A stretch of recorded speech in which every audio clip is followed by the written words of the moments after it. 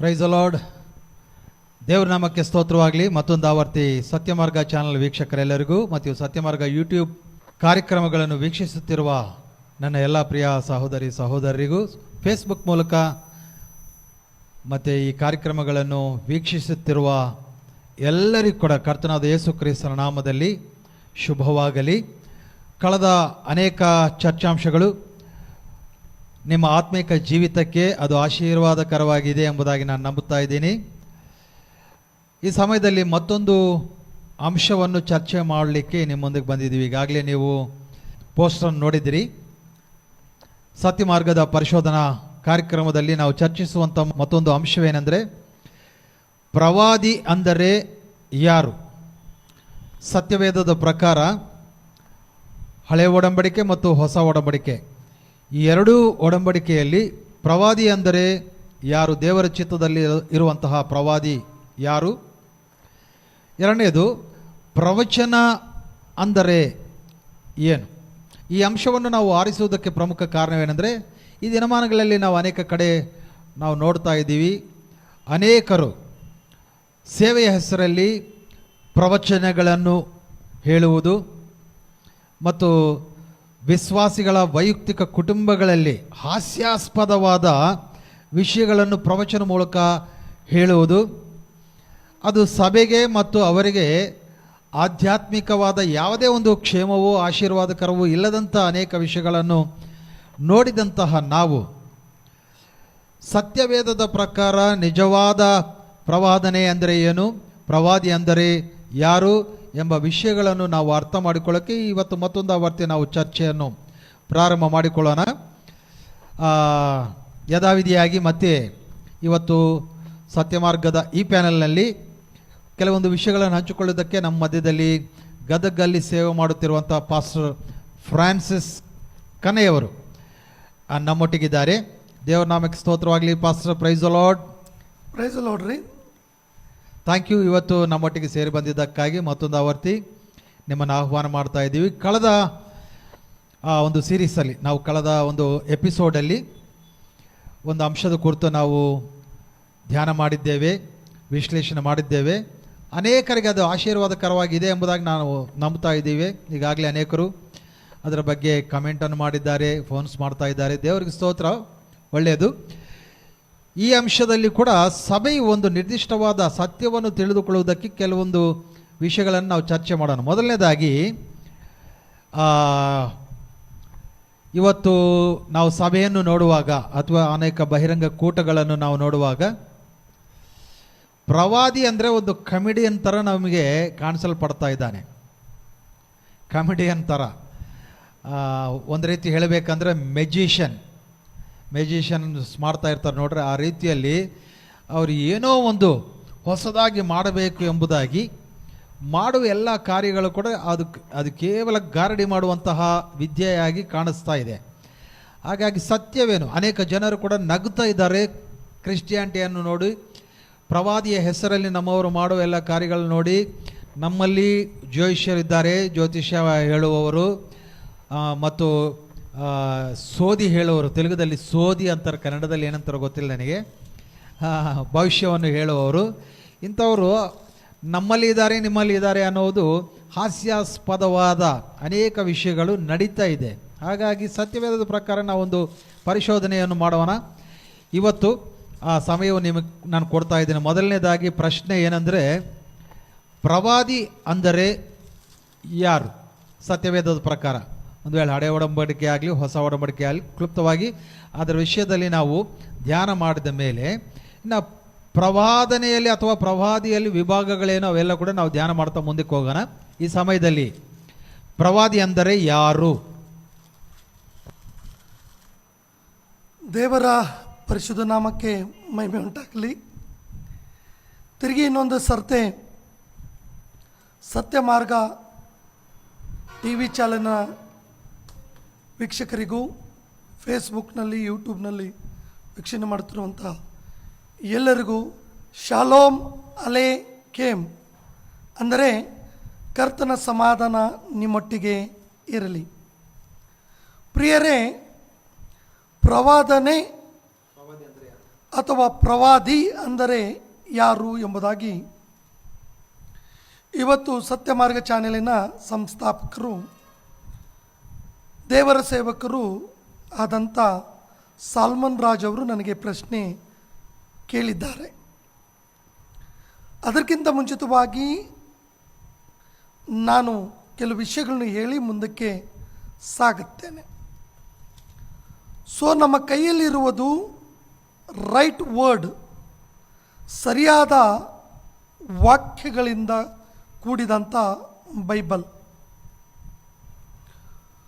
Right word, right interpretation ಇದು ಬಹಳ ಮುಖ್ಯವಾದದ್ದು ಇವತ್ತಿನ ದಿನಗಳಲ್ಲಿ.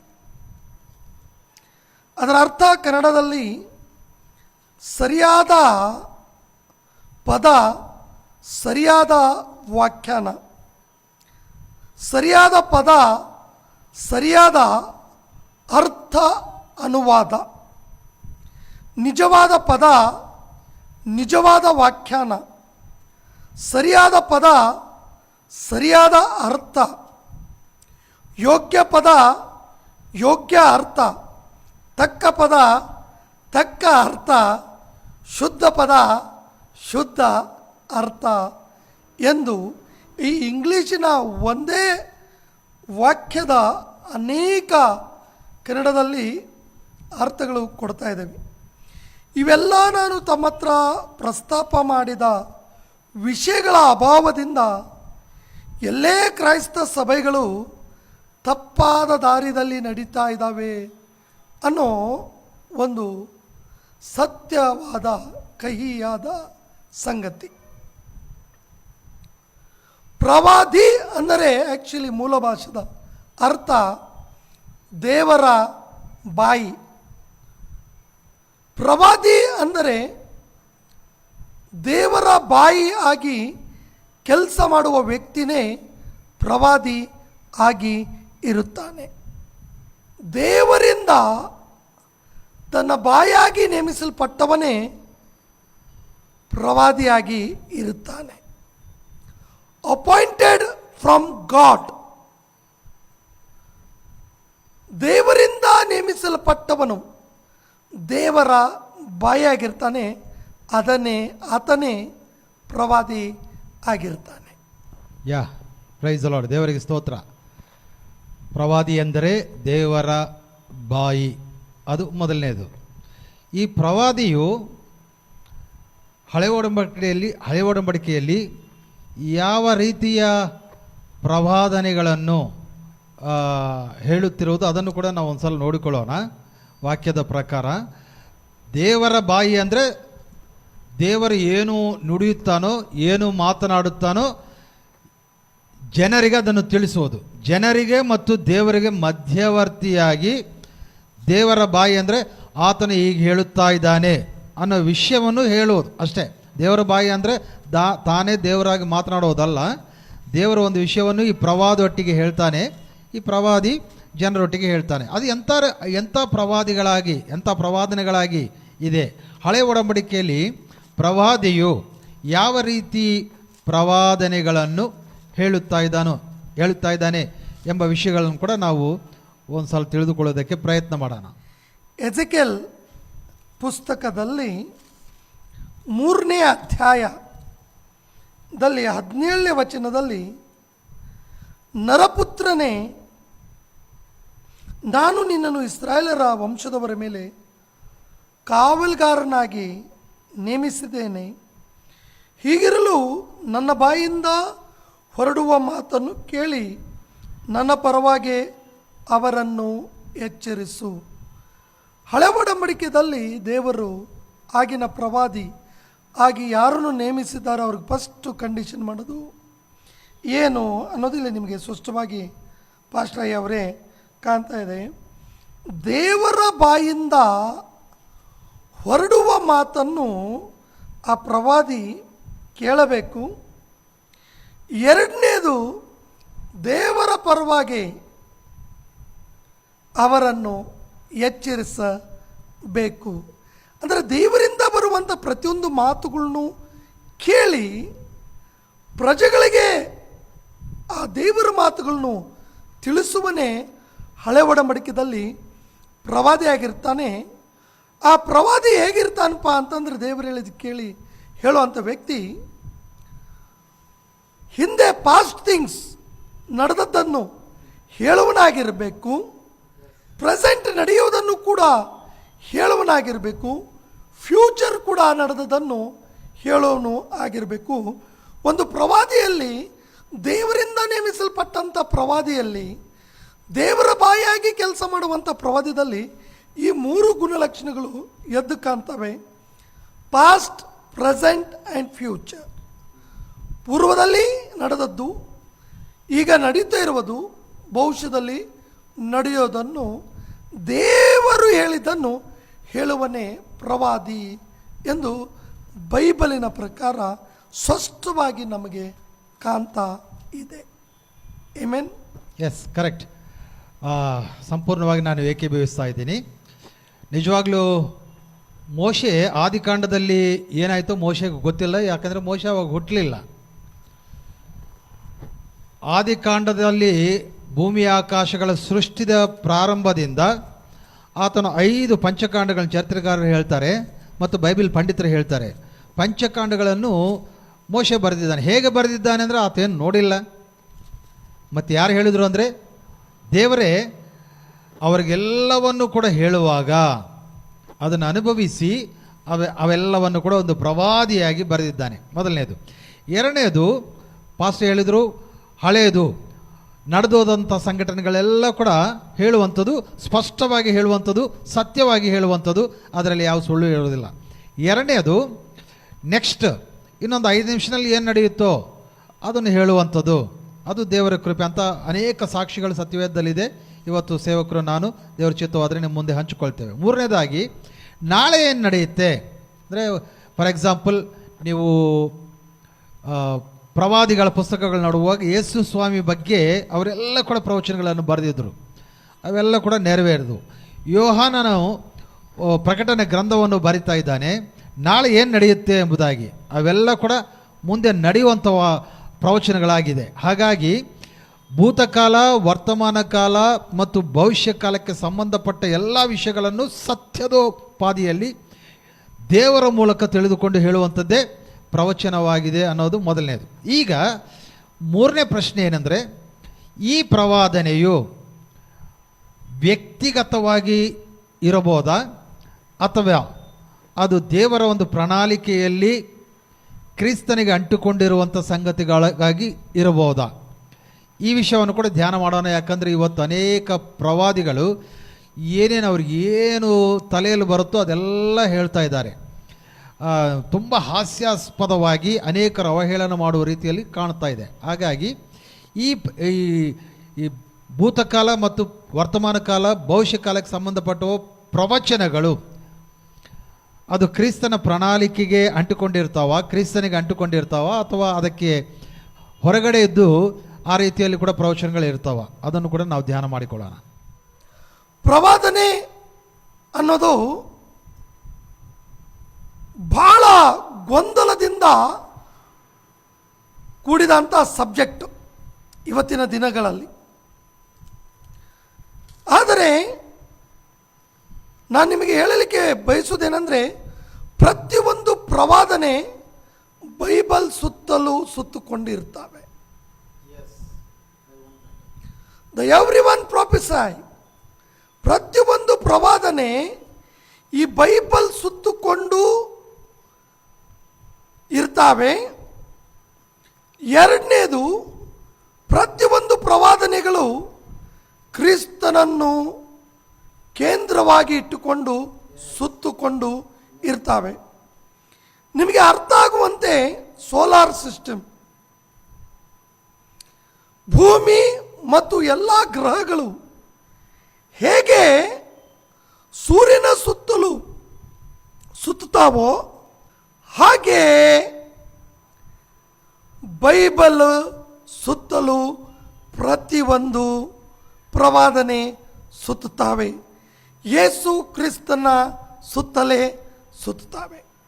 ಯೇಸು ಕ್ರಿಸ್ತನು ಅಥವಾ ಈ ಬೈಬಲು ಒಂದು ಸೂರ್ಯನಿದ್ದಂತೆ ಎಲ್ಲ ಪ್ರವಾದನೆಗಳು ಅದರ ಸುತ್ತಲೂ ಸುತ್ತುವ ಗ್ರಹದಂತೆ.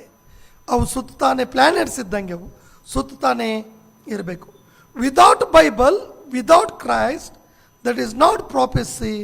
ಅದು ಪ್ರವಾದನೆಯೇ ಅಲ್ಲ. ಕ್ರಿಸ್ತನ ಸುತ್ತಲೂ ಸುತ್ತಿಲ್ಲ, ಬೈಬಲ್ ಸುತ್ತಲೂ ಸುತ್ತಿಲ್ಲ ಅಂದರೆ ಅದು ಪ್ರವಾದನೆಯೇ ಅಲ್ಲ ಎಂಬುದಾಗಿ ನಾವು ಅರ್ಥ ಮಾಡಿಕೊಳ್ಳೋದು ತಕ್ಕದ್ದು ಪಾಸ್ಟ್ರಯ್ಯ ಅವರೇ. ಅಂದರೆ ಪ್ರವಾದಿಗಳು ಹೇಳುವಂಥ ಪ್ರವಚನಗಳೆಲ್ಲ ಕೂಡ ಅದು ಬೈಬಲ್ನ ಅಂಟಿಕೊಂಡಿರುತ್ತೆ, ದೇವರ ಉದ್ದೇಶಗಳಿಗೆ ಅನುಕೂಲವಾಗಿರುತ್ತೆ ಬಿಟ್ಟು ವ್ಯಕ್ತಿಗತವಾಗಿ ನನಗೆ ತಿಳಿದದ್ದು ಮಟ್ಟಿಗೆ ಸತ್ಯವೇದದಲ್ಲಿ ವ್ಯಕ್ತಿಗತವಾದ ಪ್ರವಚನಗಳು ಇಲ್ಲ. ಒಂದು ವೇಳೆ ನಾವು ಮುಂದೆ ಅದನ್ನು ಇನ್ನೂ ಹೆಚ್ಚಾಗಿ ಧ್ಯಾನ ಮಾಡಲಿಕ್ಕಿದ್ದೇವೆ. ಇನ್ನು ಮೂರನೇ ಅಂಶ ನಾವು ಬರುವಾಗ, ಪ್ರವಾದನೆಯಲ್ಲಿ ಅದರ ಒಂದು ನೆರವೇರಿಕೆಯಲ್ಲಿ ಇರುವಂಥ ವಿಧಗಳೇನು, ವ್ಯತ್ಯಾಸಗಳೇನು, ಯಾವ ರೀತಿಯಲ್ಲಿ ಈ ಪ್ರವಚನಗಳು ಅಥವಾ ಅದರ ನೆರವೇರಿಕೆ ಇರಬಹುದು, ಈ ವಿಷಯವನ್ನು ಕೂಡ ನಾವು ಧ್ಯಾನ ಮಾಡಿಕೊಳ್ಳೋಣ. ಯಾಕಂದರೆ ಒಂದು ಪರಿಪೂರ್ಣವಾದ ಗ್ರಹಿಸುವಿಕೆ ನಮ್ಮಲ್ಲಿ ಬಂದಿಲ್ಲ ಅಂದರೆ ನಾವು ನೋಡಿದ್ದೆಲ್ಲ ನಂಬುತ್ತೇವೆ, ಹೇಳಿದ್ದೆಲ್ಲ ನಂಬುತ್ತೇವೆ. ಹಾಗಾಗಿ ಸತ್ಯವೇದವನ್ನು ಚೆನ್ನಾಗಿ ಪರಿಶೀಲಿಸಿ ಓದಿಕೊಳ್ಳಿರಿ, ಸತ್ಯವು ಖಂಡಿತವಾಗಿ ನಿಮಗೆ ಸಿಗುತ್ತೆ ಎಂಬುದಾಗಿ ಪ್ರವಾದಿಗಳು ನಮಗೆ ಸತ್ಯವೇದದಲ್ಲಿ ಚೆನ್ನಾಗಿ ಹೇಳಿದ್ದಾರೆ. ಹಾಗಾಗಿ ನಾವು ಏನು ವಿವೇಚನೆ ಇಲ್ಲದವರ ಹಾಗೆ, ಬುದ್ಧಿಹೀನರ ಹಾಗೆ ಎಲ್ಲವನ್ನು ನಂಬೋದಲ್ಲ. ಒಂದೊಂದನ್ನು ವಿಂಗಡಿಸಿ ವಿಭಜಿಸಿ ಪ್ರತ್ಯೇಕವಾದ ರೀತಿಯಲ್ಲಿ ಈ ದಿನ ನಾವು ಪ್ರವಚನ ಮತ್ತು ಪ್ರವಾದಿಗಳ ಬಗ್ಗೆ ಒಂದು ಒಳ್ಳೆಯ ಜ್ಞಾನವನ್ನು ಹೊಂದಿಕೊಂಡು ಆ ರೀತಿಯಲ್ಲಿ ನಾವು ಕ್ರಿಸ್ತನ ಮಾರ್ಗದಲ್ಲಿ ಮುಂದೆ ಪ್ರಯಾಣ ಮಾಡೋಣ. ಈ ಪ್ರವಾದನೆಯಲ್ಲಿ ಎಷ್ಟು ವಿಧಗಳಿದೆ, ಎಷ್ಟು ವ್ಯತ್ಯಾಸಗಳಿದೆ, ಯಾವ ರೀತಿಯಲ್ಲಿ ನೆರವೇರಿಸುವಿಕೆಯಲ್ಲಿ ಅದು ಕಾಣಲ್ಪಡುತ್ತೆ, ಆ ವಿಷಯವನ್ನು ಕೂಡ ನಮ್ಮ ವೀಕ್ಷಕರೊಟ್ಟಿಗೆ ಹಂಚಿಕೊಳ್ತೀರಾ? ಬೈಬಲ್ನಲ್ಲಿ 100% 4 ಭಾಗ ಮಾಡಿದರೆ 3 ಭಾಗ ಪ್ರವಾದನೆ ವಾಕ್ಯಗಳೇ ಇದ್ದಾವೆ ಅಂತೇಳಿ ಬೈಬಲ್ ಪಂಡಿತರು ಅಭಿಪ್ರಾಯ ಪಡ್ತಾರೆ. ಅಂದರೆ ಇಡೀ ಬೈಬಲ್ನಲ್ಲಿ 3 ಭಾಗ ಪ್ರವಾದನೆಯೇ ಇದ್ದಾವೆ. ಆದರೂ ಕೂಡ ಈ ಪ್ರವಾದನೆ ವಿಷಯದಲ್ಲಿ ಆದಷ್ಟು ಮಿಸ್ಗೈಡ್ ಇನ್ನೊಂದು ವಿಷಯದಲ್ಲಿ ಆಗ್ತಾ ಇಲ್ಲ. ಆದ ಕಾರಣ ನಾವು ಅದನ್ನು ಪರಿಶೀಲಿಸಿ ಅದನ್ನು ಸತ್ಯವನ್ನು ಗ್ರಹಿಸಿ ಪರಿಶೋಧಿಸಿ ಹಿಡ್ಕೊಳ್ಳೋದು ಉತ್ತಮ. ಮೊದಲಾಗಿ ಪ್ರವಾದನೆ ಅನ್ನೋದು ತಕ್ಷಣವಾದ ಭವಿಷ್ಯವಾಣಿ ಅಥವಾ ಪ್ರವಾದನೆ, ತಕ್ಷಣವೇ ನೆರವೇರುವಂಥ ಪ್ರವಾದನೆ ಮೊದಲನೇದು. ಉದಾಹರಣೆಗಾಗಿ ಅಪೊಸ್ತಲ ಕಾರ್ಯಗಳಲ್ಲಿ ನಾವು ಇಬ್ಬರು ಗಂಡ ಹೆಂಡತಿ ವಿಷಯದಲ್ಲಿ ನಾವು ನೋಡ್ತೀವಿ. ಅವರ ಹೆಸರು ತಮಗೆ ಗೊತ್ತಿದೆ, ಅನನೀಯ ಮತ್ತು ಸಫೇರ ಅಂತ. ಆಗ ಪೇತ್ರ ನೀನು ಇಷ್ಟಕ್ಕೆ ಆಸ್ತಿ ಮಾರಿದ್ದ ಅಂತೇಳಿ ಸಂಭಾಷಣೆ ಮಾಡುತ್ತಾ ಹೇಳುವಾಗ, ಈಗೋ ನಿನ್ನ ಗಂಡನನ್ನು ಹೂನಿಟ್ಟದವರು ಹೆಜ್ಜೆಗಳು ಹೊಸಲು ಬಂದಿದ್ದಾವೆ, ನಿನ್ನನ್ನು ಎತ್ಕೊಂಡು ಹೋಗ್ತಾರಂತ ತಕ್ಷಣವೇ ಅವಳು ಮರಣವನ್ನು ಕಾಣ್ತಾಳೆ.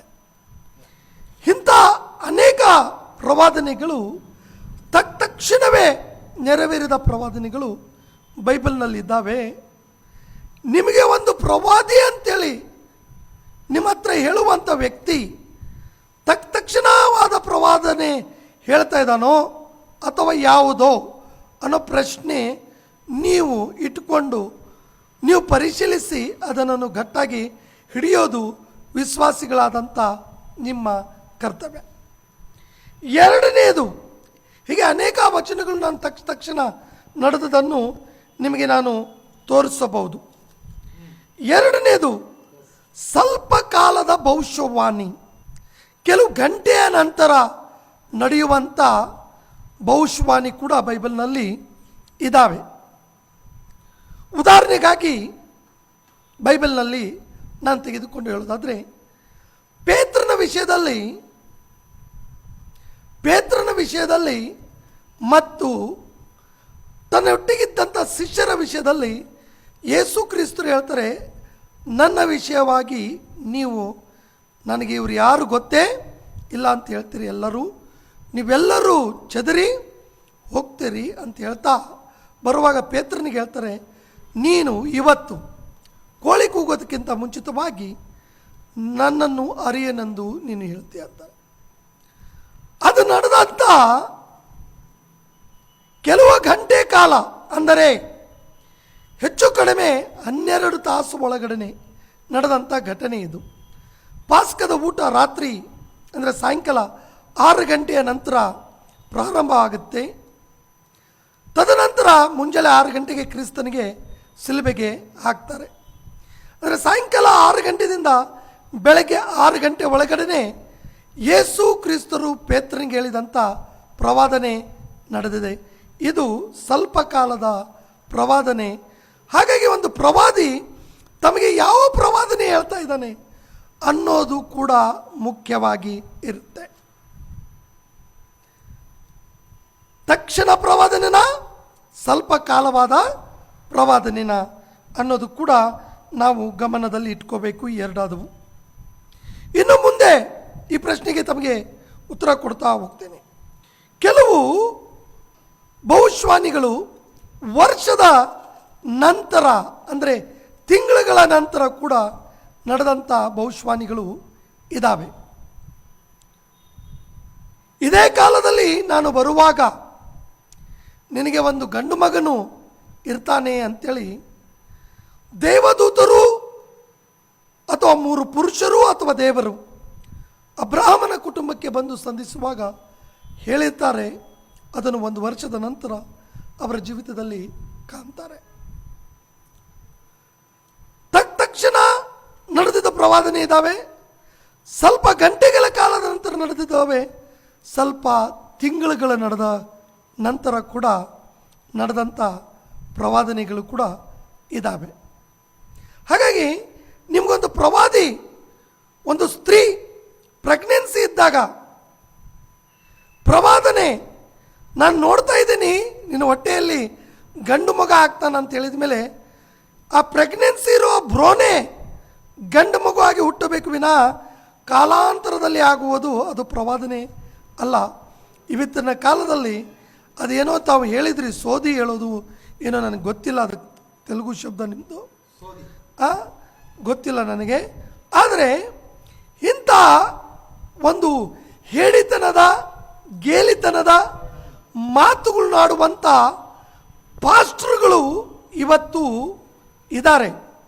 ಇಲ್ಲ, ತಮಗೆ ಒಂದು ಈ ವಿಷಯವನ್ನು ಹೇಳಲಿಕ್ಕೆ ನಾನು ಮರ್ತಿದ್ದೇನೆ, ಅದನ್ನು ಪ್ರಸ್ತಾಪ ಮಾಡಲಿಕ್ಕೆ ಇಷ್ಟಪಡ್ತೇನೆ. ಪಾಸ್ಟರ್ ತಾವು ಅನುಮತಿ ಕೊಟ್ಟರೆ. ಪ್ರವಾದಿ ಅಂದರೆ ಕುರಿ ಇದ್ದಂಗೆ, ಪ್ರವಾದಿ ಅಂದರೆ ಕುರಿ ಇದ್ದಂಗೆ, ಸುಳ್ಳು ಪ್ರವಾದಿ ಅಂದರೆ ಕುರಿವೇಷ ಹಾಕೊಂಡಿದ್ದ ತೋಳಿದ್ದಂಗೆ. ಈ ವ್ಯತ್ಯಾಸ ನಾವು ಗ್ರಹಿಸಬೇಕು. ದೇವರಿಂದ ನೇಮಿಸಲ್ಪಟ್ಟಂಥ ಪ್ರವಾದಿಯನ್ನು ನಾವು ಕುರಿ ಅಂತೇಳಿ ಭಾವಿಸತಕ್ಕದ್ದು.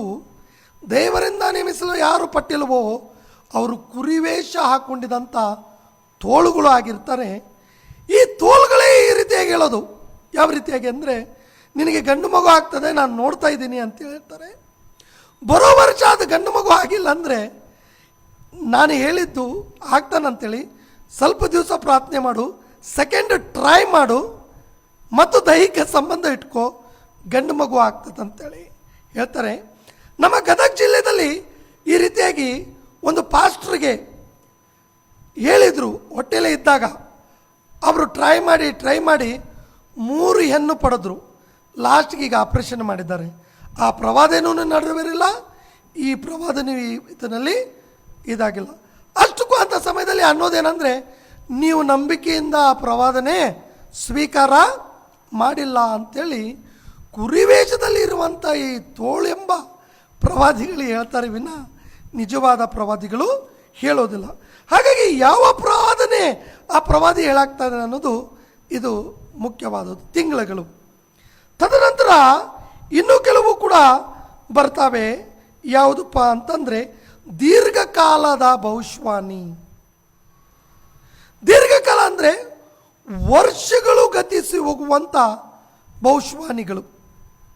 ಉದಾಹರಣೆಗೆ ಇದಕ್ಕೆ ನಾನು ಹಿಂದಿಂದಕ್ಕೂ ಹೇಳ್ತಾ ಯೇಸು ಕ್ರಿಸ್ತರು ಹೇಳ್ತಾರೆ, ಈ ಕಲ್ಲಿನ ಮೇಲೆ ಕಲ್ಲು ಇರುವುದಿಲ್ಲ ಅಂತೇಳಿ.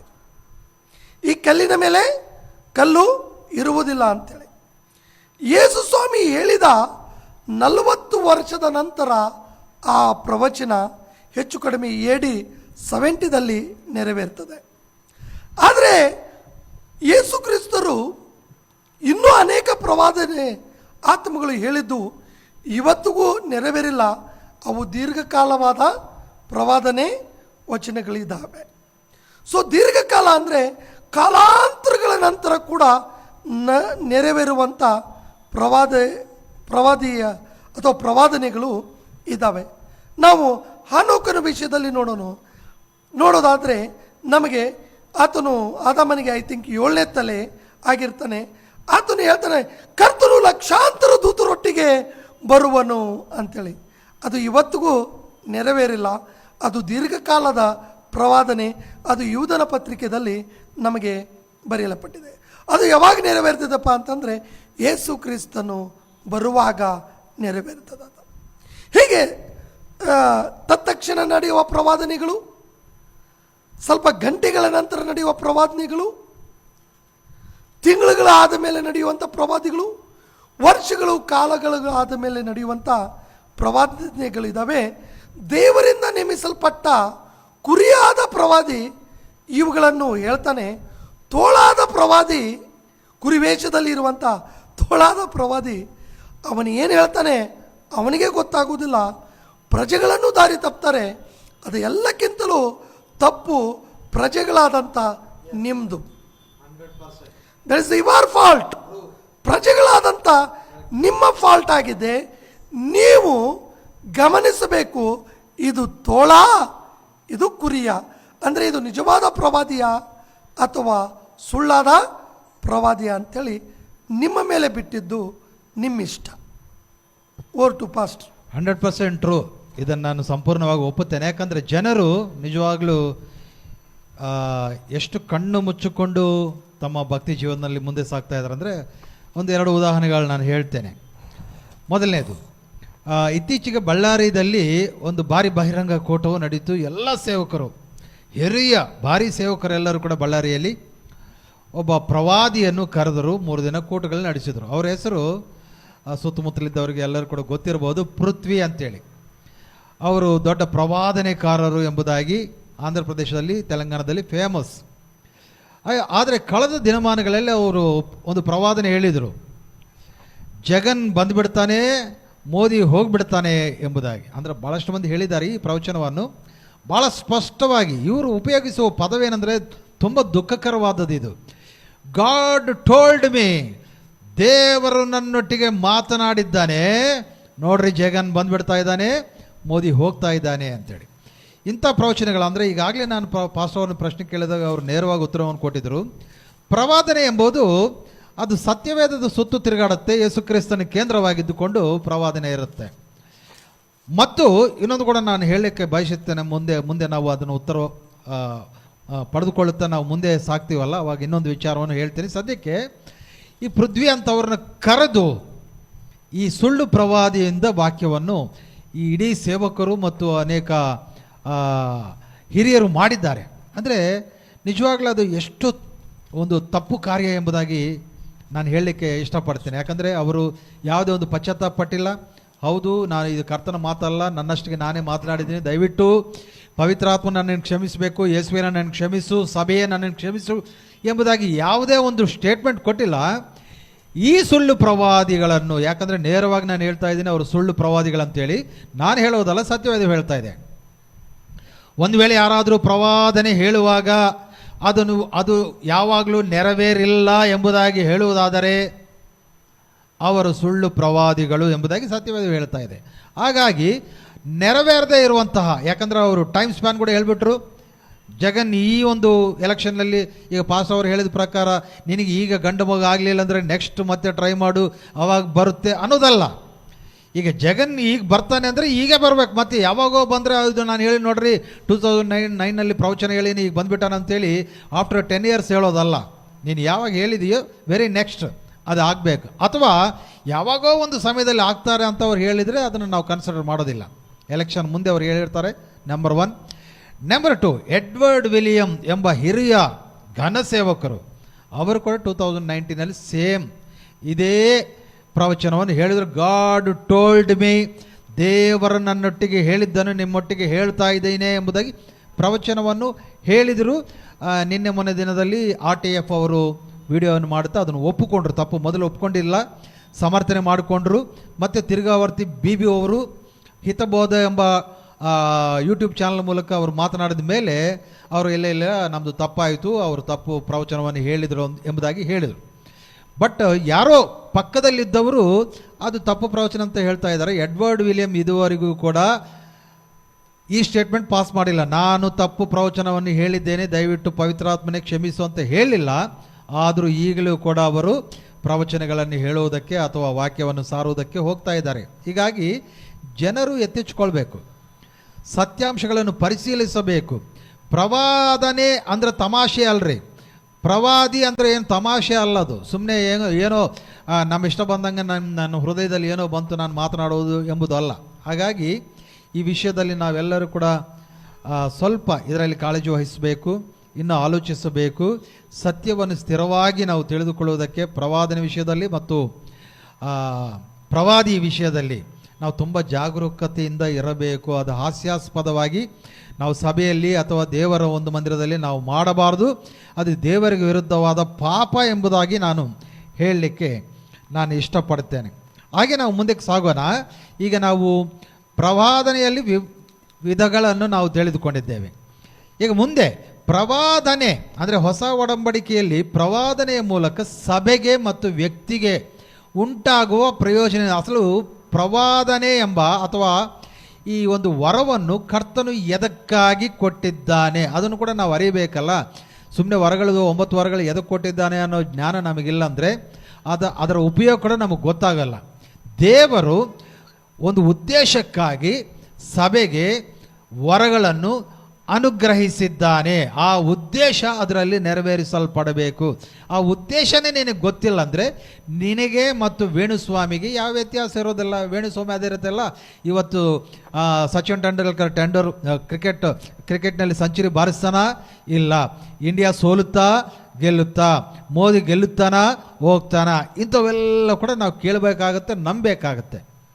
ಅವರಿಗೆ ಮತ್ತು ನಮಗೆ ವ್ಯತ್ಯಾಸ ಇರೋದಿಲ್ಲ. ಯಾಕಂದರೆ ಈಗಾಗಲೇ ನಿಮಗೆ ಗೊತ್ತು, ವೇಣುಸ್ವಾಮಿ ಅಂತ ಒಬ್ಬ ಹಿಂದೂ ಪ್ರವಾದಿ ಅನೇಕ ವಿಷಯಗಳಲ್ಲಿ ಸೋತೋದ್ರು ಒಪ್ಪಿಕೊಂಡ್ರೆ ಎಲ್ಲ ನಾನು ತಪ್ಪು ಮಾಡ್ತಾ ಇದ್ದೀನಿ, ದಯವಿಟ್ಟು ನಾನು ಕ್ಷಮಿಸಿರಿ, ನಾನು ಇನ್ನು ಮೇಲೆ ಪ್ರವಚನೆ ಹೇಳೋದಿಲ್ಲ ಎಂಬುದಾಗಿ ಅವ್ರು ಹೋಗ್ಬಿಟ್ರು. ಯಾಕಂದರೆ ಸಾಕಷ್ಟು ಟೀಕೆಗಳಿಗೆ ಅವರು ಒಳಗಾದರು.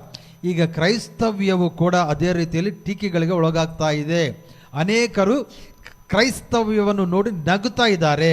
ಯಾಕಂದರೆ ನಮ್ಮವರು ಮಾಡುವ ಈ ಎಲ್ಲ ಈ ಮಾಟ ಮಂತ್ರಗಳ ರೀತಿಯಲ್ಲಿ ಮಾಡುವ ಕಾರ್ಯಗಳ ಮೂಲಕ. ಹಾಗಾಗಿ ಪ್ರವಚನದಿಂದ ದೇವರ ಉದ್ದೇಶದಲ್ಲಿ ಸಭೆಗೆ ಆಗುವ ಪ್ರಯೋಜನವೇನು ಅದರ ಕುರಿತು ನಾವು ಆಲೋಚನೆ ಮಾಡ್ತಾ ನಮ್ಮ ಧ್ಯಾನಾಂಶದಲ್ಲಿ ಮುಂದೆ ಸಾಗೋಣ. ಅಯ್ಯ, ಅವರು ಕೆಲವರು ಹೆಸರು ಪ್ರಸ್ತಾಪ ಮಾಡಿ ಧೈರ್ಯದಿಂದ ಹೇಳಿದರು. ಇದಕ್ಕೆ ಪರ ಮತ್ತು ವಿರುದ್ಧ ಜನರು ಮಾತಾಡ್ಕೊಳ್ಳಿ. ಆದರೆ ಪ್ರಿಯರೇ, ಇದರ ಜೊತೆಗೆ ನಾನು ಇವ್ರ ಬಗ್ಗೆ ಜೊತೆಗೆ ಏಕಭಾವಿಸಿ ಅಳ್ಳಾವರದಲ್ಲಿ ನನ್ನ ಬರ್ತ್ ಪ್ಲೇಸು. ನಾನು ಹುಟ್ಟಿದ್ದು ಧಾರವಾಡ ಜಿಲ್ಲೆ ಅಳ್ಳಾವರ, ಗೋವಾ ಬಾರ್ಡ್ರ್ ಆಗ್ತದೆ ಅದು ಅಳ್ಳಾವರ ಅಂಥೇಳಿ. ಅಲ್ಲೇ ನಾವು ಹುಟ್ಟಿದ್ದು. ಅಲ್ಲೇ ಎಲ್ಲ ದೇವರ ಸೇವಕರು ಪ್ರಾರ್ಥನೆ ಮಾಡಲಿಕ್ಕೆ ಕೂಡಿದ್ರು. ನಾನು ಕೂಡ ಆ ಪ್ರಾರ್ಥನೆಯಲ್ಲಿ ಭಾಗವಹಿಸಿದಾಗ ಅಲ್ಲೇ ಒಬ್ಬರು ಬಂದರು, ಪಾಸ್ಟ್ರು. ನೀವೇನೋ ಧೈರ್ಯ ಮಾಡಿ ಹೆಸರು ಹೇಳ್ತಾ ಇದ್ರಿ, ನನಗಷ್ಟು ಧೈರ್ಯ ಸಾಲೋದಿಲ್ಲ ಅಂಥೇಳಿ ತಿಳ್ಕೊಬೇಡ್ರಿ. ನನಗೂ ಧೈರ್ಯ ಇದೆ, ಆದರೆ ಆ ವ್ಯಕ್ತಿ ಹೆಸರನ್ನು ಹೇಳದೆ ಇಷ್ಟಕ್ಕೆ ಅವರು ಈ ವಿಡಿಯೋ ಅಥವಾ ಟಿ ವಿನಲ್ಲಿ ನೋಡಿದರೆ ಅವರು ನನ್ನ ಬಗ್ಗೆನೇ ಅಂತ ಅರ್ಥನೂ ಕೂಡ ಮಾಡ್ಕೋತಾರೆ. ಅವರು ಸ್ಟೇಜ್ ಮೇಲೆ ಬಂದು ಒಂದು ಮಾತು ಹೇಳಿದರು. ಈ ಸರ್ತಿ ಪೂರ್ಣ ಬಹುಮತದಿಂದ ಕೇಂದ್ರದಲ್ಲಿ ಕಾಂಗ್ರೆಸ್ ಸರ್ಕಾರನೇ ಬರುತ್ತೆ. ನನಗೆ ದೇವರು ಹೇಳಿದರು, ನನಗೆ ದೇವರು ಹೇಳಿದರು, ಆದರೆ ರಾಹುಲ್ ಗಾಂಧೀಜಿಯವರು ಪ್ರಧಾನಮಂತ್ರಿ ಆಗುವುದಿಲ್ಲ, ಬೇರೆಯವರು ಆಗ್ತಾರೆ, ಖಂಡಿತವಾಗಿ ಮೋದಿಜಿ ಆಗುವುದಿಲ್ಲ ಅಂತಂದರು. ಆದರೆ ನೋಡಿ, ಕಾಲ ಬದಲಾಗಿ ಇವರು ಹೇಳಿದ ಪ್ರವಾದನೆ ಸುಳ್ಳಾಯಿತು. ಇನ್ನೊಬ್ಬರು ದೇವರ ಸೇವಕರು ಸುಮಾರು ಹೆಚ್ಚು ಕಡಿಮೆ ನನಗೆ 18 ವರ್ಷದ ಹಿಂದೆ AG ಚರ್ಚು, ಈಗ ಮೊದಲಲ್ಲ, ಕೇರಳ ಮೂಲದವರು ಹುಬ್ಬಳ್ಳಿ ಪ್ರಾಂತದಲ್ಲಿ ಸೇವೆ ಮಾಡ್ತಾರೆ. ನನಗೆ ಹಿಂದಿದಲ್ಲಿ ಹೇಳಿದರು, ಪವಿತ್ರಾತ್ಮ ಮುझे बोल रहा है तुमको एक रेड 2 व्हीलर देता है ಅಂತ. ದೇರ್ ಇಸ್ ದೇವರು ಪವಿತ್ರಾತ್ಮನ ಹೇಳ್ತಾ ಇದ್ದಾನೆ, ನಿನಗೆ ಒಂದು ಕೆಂಪುದು ಗಾಡಿ 2 ವೀಲರ್ ಕೊಡ್ತಾರೆ ಅಂತ. ಇವತ್ತು ನಿಮ್ಮ ಹತ್ರ ಕೂತ್ಕೊಂಡು ಮಾತಾಡ್ತಾ ಇದ್ದೇನಲ್ಲ, 2 ವೀಲರ್ ಏನೋ ತಗೊಂಡೆ, ಬಟ್ ರೆಡ್ ತಗೊಂಡಿಲ್ಲ ನಾನು. ಯಾಕಂದರೆ ಪ್ರವಾದಿ ಹೇಳಿದಾನೆ ಅಂತೇಳಿ ಸಾಲ ಮಾಡಿಕೊಂಡು ಎಲ್ಲೇ ಹೋಗಿ ಕೆಂಪದೇ ಹುಡುಕೊಂಡು ನಾನು ತರೋದು, ಅದು ದೇವರು ಹೇಳಿದ್ದು ಪ್ರವಾದನೆ ಆಗೋದಿಲ್ಲ, ನೆರವೇರಿಲ್ಲ. ಅದು ಮುಂದೆ ಒಂದು ವೇಳೆ ನಾನೇ ರೊಕ್ಕ ಕೊಟ್ಟು ಕೆಂಪದೇ ಗಾಡಿ ತಗೊಂಡ್ರು ಅವರ ಪ್ರವಾದನೆ ನೆರವೇರಿದಂಗಲ್ಲ. ಅದು ನಾನು ಇಷ್ಟಪಟ್ಟು ಆ ಕಲರ್ ವೆಹಿಕಲನ್ನು ಕೊಂಡ್ಕೊಂಡದ್ದು. ಹೇಗೆ ನೆರವೇರಬೇಕಂದ್ರೆ, ಈಗ ನಾನು ನಿಮ್ಮ ಹತ್ರ ಮಾತನಾಡ್ತಾ ಇದ್ದೀನಿ, ಈಗ ಹೇಳಿಬಿಟ್ಟಿದ್ದೀನಿ, ನೀವು ಬಂದು ಒಂದು ಕೆಂಪು ಗಾಡಿ ನನ್ನ ಮನೆ ಮುಂದಿಟ್ಟರು ಅದು ಪ್ರವಾದನೆ ಅಂತೇಳಿ ನಾನು ನಂಬಲ್ಲ. ಈಗ ವೀಕ್ಷಕರು ಕೂಡ ಏನೋ ಪಾಸ್ಟರ್ಗೆ 2 ವೀಲರ್ ಇಲ್ಲ ಅಂತೇಳಿ ರೆಡ್ ವೆಹಿಕಲ್ ತಂದು ಕೊಟ್ಟರು ಅದು ಪ್ರವಾದನೆ ಅಂತ ನಾನು ನಂಬಲ್ಲ. ನಾನು ನಿಮ್ಮ ಹತ್ರ ಭಿಕ್ಷಾ ಬೇಡಿ ಕೇಳಿದ್ದೀನಿ ಅಂತೇಳಿ ನಂಬ್ತೇನೆ ಅಷ್ಟೇ.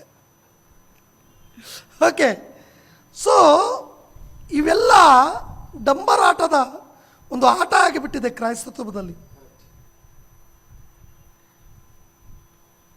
ಅದಕ್ಕೆ ದೇವರು ಇರ್ಮಿಯಾ ಗ್ರಂಥದಲ್ಲಿ ಸ್ಪಷ್ಟವಾಗಿ ದಯವಿಟ್ಟು ಪ್ರತಿಯೊಬ್ಬರು ಓದತಕ್ಕಂಥ ವಚನ 23ನೇ ಅಧ್ಯಾಯದಲ್ಲಿ ನಾವು ನೋಡೋದಾದರೆ 30ನೇ ವಚನದಿಂದ 32ನೇ ವಚನದವರೆಗೂ ನೀವು ಸ್ಪಷ್ಟವಾಗಿ ನೋಡಿದರೆ ಕುರಿ ವೇಷದಲ್ಲಿರುವಂಥ ತೋಳುಗಳಿಗೆ ದೇವರು ಮಾತನಾಡ್ತಾ ಇದ್ದಾನೆ. ನಾನು ನಿಮಗೆ ವಿರುದ್ಧವಾಗಿದ್ದೇನೆ. ಫಸ್ಟ್ ಕನ್ನಡದಲ್ಲಿ ವಿರುದ್ಧವಾಗಿದ್ದೇನೆ. ಎಷ್ಟು ಜನ ನೀವು ಕಾಂಗ್ರೆಸ್ ಗೌರ್ಮೆಂಟ್ ಬರ್ತದೆ, ಡ್ಯಾಶ್ ಡ್ಯಾಶ್ ಬರ್ತಾರೆ, ಅವರು ಬರ್ತಾರೆ, ಇವರು ಬರ್ತಾರೆ ಅಂತೇಳಿ ದೇವರು ಹೇಳಲಾರ್ದನ್ನು ಸುಳ್ಳಾಗಿ ಪ್ರವಾದಿಯಾಗಿ ಇದು ದೇವರು ಹೇಳ್ತಿದ್ದಾನೆ, God told me, God is telling ಅಂತ ಹೇಳಿದವರಿಗೆ ನಿಮಗೆ ಯೆಹೋವ ದೇವರು ವಿರುದ್ಧವಾಗಿದ್ದಾನೆ. ನಾನು ಪ್ರವಾದನೆ ಹೇಳ್ತಾ ಇಲ್ಲ, ದೇವರ ವಾಕ್ಯ ಹೇಳ್ತಾ ಇದ್ದೇನೆ. ದೇವರ ವಾಕ್ಯ ಹೇಳ್ತಾ ಇದ್ದೇನೆ. 30ನೇ ವಚನದಲ್ಲಿ ಹೇಳ್ತಾರೆ, ದೇವರು ವಿರುದ್ಧವಾಗಿದ್ದೇನೆ ಅಂತ ಹೇಳ್ತಾನೆ. 2ನೇದು ಕೇಳ್ರಿ, ಸುಳ್ಳು ಪ್ರವಾದಿಗಳೇ. ಫಸ್ಟ್ ಸುಳ್ಳು ಪ್ರವಾದಿಗಳೇ, ನೀವು ಡಂಬರಾಟ ಆಡ್ತಿರುವಂತ ಪ್ರವಾದಿಗಳೇ, ಕ್ರೈಸ್ತ ಧರ್ಮವನ್ನು ಅಮಾಯಕರಾದ ವಿಶ್ವಾಸಿಗಳನ್ನು ತಪ್ಪು ಮಾರ್ಗದಲ್ಲಿ ನಡೆಸುತ್ತಿರುವಂತ ಕುರಿವೇಷದಲ್ಲಿರುವಂತಹ ತೋಳುಗಳೇ, ನಿಮಗೆ ದೇವರು ವಿರುದ್ಧವಾಗಿದ್ದಾನೆ. 31ನೇ ವಚನದ ಪ್ರಕಾರ ನಾನು ಪ್ರತಿಭಟಿಸುವನಾಗಿದ್ದೇನೆ, ವಿರುದ್ಧವಾಗಿದ್ದೇನೆ ಮತ್ತು ನಾನು ಪ್ರತಿಭಟಿಸುತ್ತೇನೆ. I will protest you. ನಾನು ಪ್ರತಿಭಟಿಸುತ್ತೇನೆ ಅಂತಾನೆ. ಹಾಗಾಗಿ ಪ್ರೋಗ್ರಾಂ ಮೂಲಕ ನಾನು ದೇವರ ವಾಕ್ಯವನ್ನು ಎತ್ತಿ ಹಿಡಿದು ನಾನು ಮತ್ತು ಪಾಸ್ಟರು ಸುಳ್ಳು ಪ್ರವಾದಿಗಳಾದ ನಿಮಗೆ ಪ್ರತಿಭಟಿಸುತ್ತೇವೆ. ನಮ್ಮ ಜೊತೆಗೆ ವಾಕ್ಯ ಕೂಡ ನಿಮ್ಮನ್ನು ಪ್ರತಿಭಟಿಸ್ತಾ ಇದೆ. ದಯವಿಟ್ಟು ವಿಶ್ವಾಸಿಗಳ ಒಟ್ಟಿಗೆ ಆಟ ಆಡಬೇಡ್ರಿ. ಮೂರನೇದು, ನಾನು ಎದುರಿಸುವನಾಗಿದ್ದೇನೆ ಅಂತ. ಎದುರಿಸುವನಾಗಿದ್ದೇನೆ, ಒಂದು ವಿರುದ್ಧವಾಗಿದ್ದೇನೆ, ಎರಡನೇದು ಪ್ರತಿಭಟಿಸುತ್ತೇನೆ, ಮತ್ತು ಮೂರನೇದು ವಿರುದ್ಧ ಎದುರಿಸುವನಾಗಿದ್ದೇನೆ. ನೋಡಿ, ವಿರುದ್ಧವಾಗಿದ್ದೇನೆ, ಪ್ರತಿಭಟಿಸುತ್ತೇನೆ ಮತ್ತು ಎದುರಿಸುವನು ಆಗಿದ್ದೇನೆ. ದೇವರು ಸುಳ್ಳು ಪ್ರವಾದಿಗಳಾದ ನಿಮಗೆ ಎದುರಿಸುವನು ಆಗಿದ್ದಾನೆ. ಹಾಗಾಗಿ ಪ್ರಿಯರೇ, ಸತ್ಯ ಮಾರ್ಗ ಚಾನಲ್ ಟಿವಿಯ ವೀಕ್ಷಕರೇ, ಸುಳ್ಳು ಪ್ರವಾದಿಗಳಿಗೆ ವಿರುದ್ಧವಾಗಿ ನಿಂತುಕೊಳ್ಳ್ರಿ, ಸುಳ್ಳು ಪ್ರವಾದಿಗಳಿಗೆ ಪ್ರತಿಭಟಿಸಿರಿ ಮತ್ತು ಅವರಿಗೆ ಎದುರಾಗಿ ಇರ್ರಿ, ಎದುರಿಸಬೇಕು. ಸೊ ನೀವಿಷ್ಟೊತ್ತು ತಮಗೆ ಯಾರ್ಯಾರ್ದೋ ಹೆಸರುಗಳನ್ನು ಹೇಳಿದ್ರಲ್ಲ, ಅವರಿಗೆಲ್ಲರಿಗೂ ಈ ವಚನವನ್ನು ನಾನು ಗಿಫ್ಟಾಗಿ ಕೊಡ್ತಾ ಇದ್ದೇನೆ. ಮತ್ತು ಅಂಥವ ಅನೇಕ ಸಂಗತಿಗಳು ನನ್ನ ಮತ್ತು ನಿಮ್ಮ ಜೀವಿತಗಳಲ್ಲಿ, ಪ್ರಿಯ ವೀಕ್ಷಕರ ಜೀವಿತದಲ್ಲಿ ನಡೆದಿದೆ. ನನ್ನ ಮನೆಗೆ ಬಂದು ಅನೇಕರು ಹೇಳಿದರು. ಒಂದು ದಿವಸ ಬಂದರು ಒಬ್ಬರು ಪಾಸ್ಟರ್, ಬ್ಯಾಂಗ್ಳೂರ್ಲಿಂತ. ನಾನು ನಾಷ್ಟಾಗೆ ಕರೆದಿದ್ದೆ ಪಾಸ್ಟರ್ ಅವ್ರಿಗೆ, ಬನ್ನಿರಿ ನಮ್ಮ ಮನೆಗೆ ಅಂತೇಳಿ. ಬಂದರು. ಬಂದಿದ್ದ ಕೂಡಲೇ, ಗಾಡ್ ಈಸ್ ಟೆಲ್ಲಿಂಗ್ ಮೀ, ದೇವ್ರು ನಿಂಗೆ ಫೈನಾನ್ಸಲ್ ಬ್ರೇಕ್ ಥ್ರೂ ಕೊಡ್ತಾನೆ ಅಂತಂದರು. ನೋಡಿ, ಗಿಮಿಕ್ ನೋಡಿ ಚೆನ್ನಾಗಿದೆ. ನಾನಂದೆ, brother, I am already blessed ಅಂತಂದೆ ಫೈನಾನ್ಸ್. ಅಂದ್ಕೂಡ ಆತನಿಗೆ ಶಾಕ್ ಆಯಿತು. ಬೇರೆ ಪಾಸ್ಟರ್ಸ್ ಇದ್ದರು, ಶಾಕ್ ಆಯಿತು. ಅಲ್ಲ, ಡಬಲ್ ಪೋರ್ಷನ್ ಫೈನಾನ್ಷಿಯಲ್ ಬ್ಲೆಸ್ಸಿಂಗ್ ತರ್ತಾ ಇದ್ದಾನೆ ಅಂತ ತಿರುಚ್ತಾ ಇದ್ದಾರೆ. ನೋಡಿ, ಫಸ್ಟ್ ಫೈನಾನ್ಷಿಯಲ್ ಬ್ರೇಕ್ ಥ್ರೂ, ಆಮೇಲೆ ಡಬಲ್ ಪೋರ್ಷನ್. ಹೀಗೆ ನಿಮಗೆ ಗಂಡು ಮಗು ಆಗುತ್ತೆ, ನಿಮಗೆ ಕಾರ್ ಕೊಡ್ತಾನೆ, ನಿಮಗೆ ಒಳ್ಳೆ ಜಾಬ್ ಕೊಡ್ತಾನೆ. ಕುರಿವೇಷದಲ್ಲಿರುವಂಥ ತೋಳುಗಳು. ದಯವಿಟ್ಟು ವಿಶ್ವಾಸಿಗಳೇ, ಎಚ್ಚರವಾಗಿದ್ದು ಪ್ರವಾದನೆಗಳನ್ನು ಪರಿಶೋಧಿಸಿರಿ.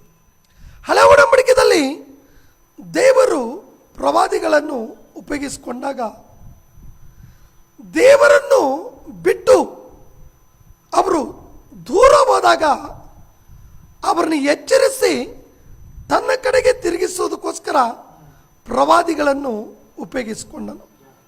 That is called reconciliation. ತಿರುಗಿ ಒಂದಾಗುವುದಕ್ಕೋಸ್ಕರ ಇಸ್ರಾಯೇಲ್ ಪ್ರಜೆಗಳು ದೇವರನ್ನು ಬಿಟ್ಟು ದೂರ ಹೋಗಿದ್ದಾಗ ಅವರನ್ನು ತಿರುಗಿ ದೇವರೊಟ್ಟಿಗೆ ಒಂದುಗೂಡಿಸಲಿಕ್ಕೆ ಅವರನ್ನು ಎಚ್ಚರಿಸಿ ಅವರನ್ನು ತಿರುಗಿ ಒಂದುಗೂಡಿಸೋದಕ್ಕೋಸ್ಕರ ಉಪಯೋಗಿಸಿಕೊಂಡನು. ಅಂದರೆ ಇಸ್ರಾಯೇಲರಿಗೆ ಏನು ಪ್ರಯೋಜನ ಅಂತಂದರೆ, ಅವರಿಗೆ ಎಚ್ಚರಿಕೆ ಮತ್ತು ದೇವರು ಅವರನ್ನು ತಿರುಗಿ ಒಂದುಗೂಡಿಸುವಿಕೆ ಲಾಭಕರವಾಗಿತ್ತು. ಅವರಿಗೆ ಎಚ್ಚರ ಸಿಗ್ತಾ ಇತ್ತು ಮತ್ತು ದೇವರೊಟ್ಟಿಗೆ ಒಂದಾಗ್ತಾ ಇದ್ರು. ಎರಡನೇದು, ಹಳೆ ಒಡಂಬಡಿಕೆಯಲ್ಲಿ ಪ್ರವಾದನೆಗಳು ದೇವರು ಮಾಡಿದವಾಗ ಅಥವಾ ಪ್ರವಾದಿಗಳನ್ನು ಕಳಿಸಿದಾಗ ಅವರನ್ನು ಆಧರಿಸಿ ಅವರನ್ನು ಧೈರ್ಯ ತುಂಬಿ ಅವರನ್ನು ಸಂತೈಸಲಿಕ್ಕೂ ಕೂಡ ಉಪಯೋಗಿಸಿಕೊಂಡನು. ಇಸ್ರಾಯೇಲ್ ಜನಾಂಗಕ್ಕೆ ಆಧರಿಸಿ ಧೈರ್ಯ ತುಂಬಿ ಅವರನ್ನು ಸಂತೈಸೋದಕ್ಕೋಸ್ಕರ ಕೂಡ ಪ್ರವಾದನೆ ವಾಕ್ಯಗಳನ್ನು ಉಪಯೋಗಿಸಿಕೊಂಡ್ರು. ಕಾರಣ, ಅವರು ದೇಶವನ್ನು ಬಿಟ್ಟು ದೇಶಕ್ಕೆ ಬಾನಸರಾಗಿ ಹೋದಾಗ ಅವರಿಗೆ ಧೈರ್ಯವನ್ನು ತುಂಬಿ ತಿರುಗಿ ಆಧರಿಸಿ ಸಂತೈಸಿ ನಿಮ್ಮನ್ನು ತಿರುಗಿ ನಿಮ್ಮ ದೇಶಕ್ಕೆ ಕರ್ಕೊಂಡು ಹೋಗ್ತೀನಿ ಅಂತೇಳಿ ಹೇಳೋದಕ್ಕೋಸ್ಕರ ಕೂಡ ಪ್ರವಾದಿಗಳನ್ನು ಉಪಯೋಗಿಸಿಕೊಂಡಿದ್ದನ್ನು ನಾವು ಹಳೆ ಒಡಂಬಡಿಕೆಯಲ್ಲಿ ನೋಡಬಹುದು.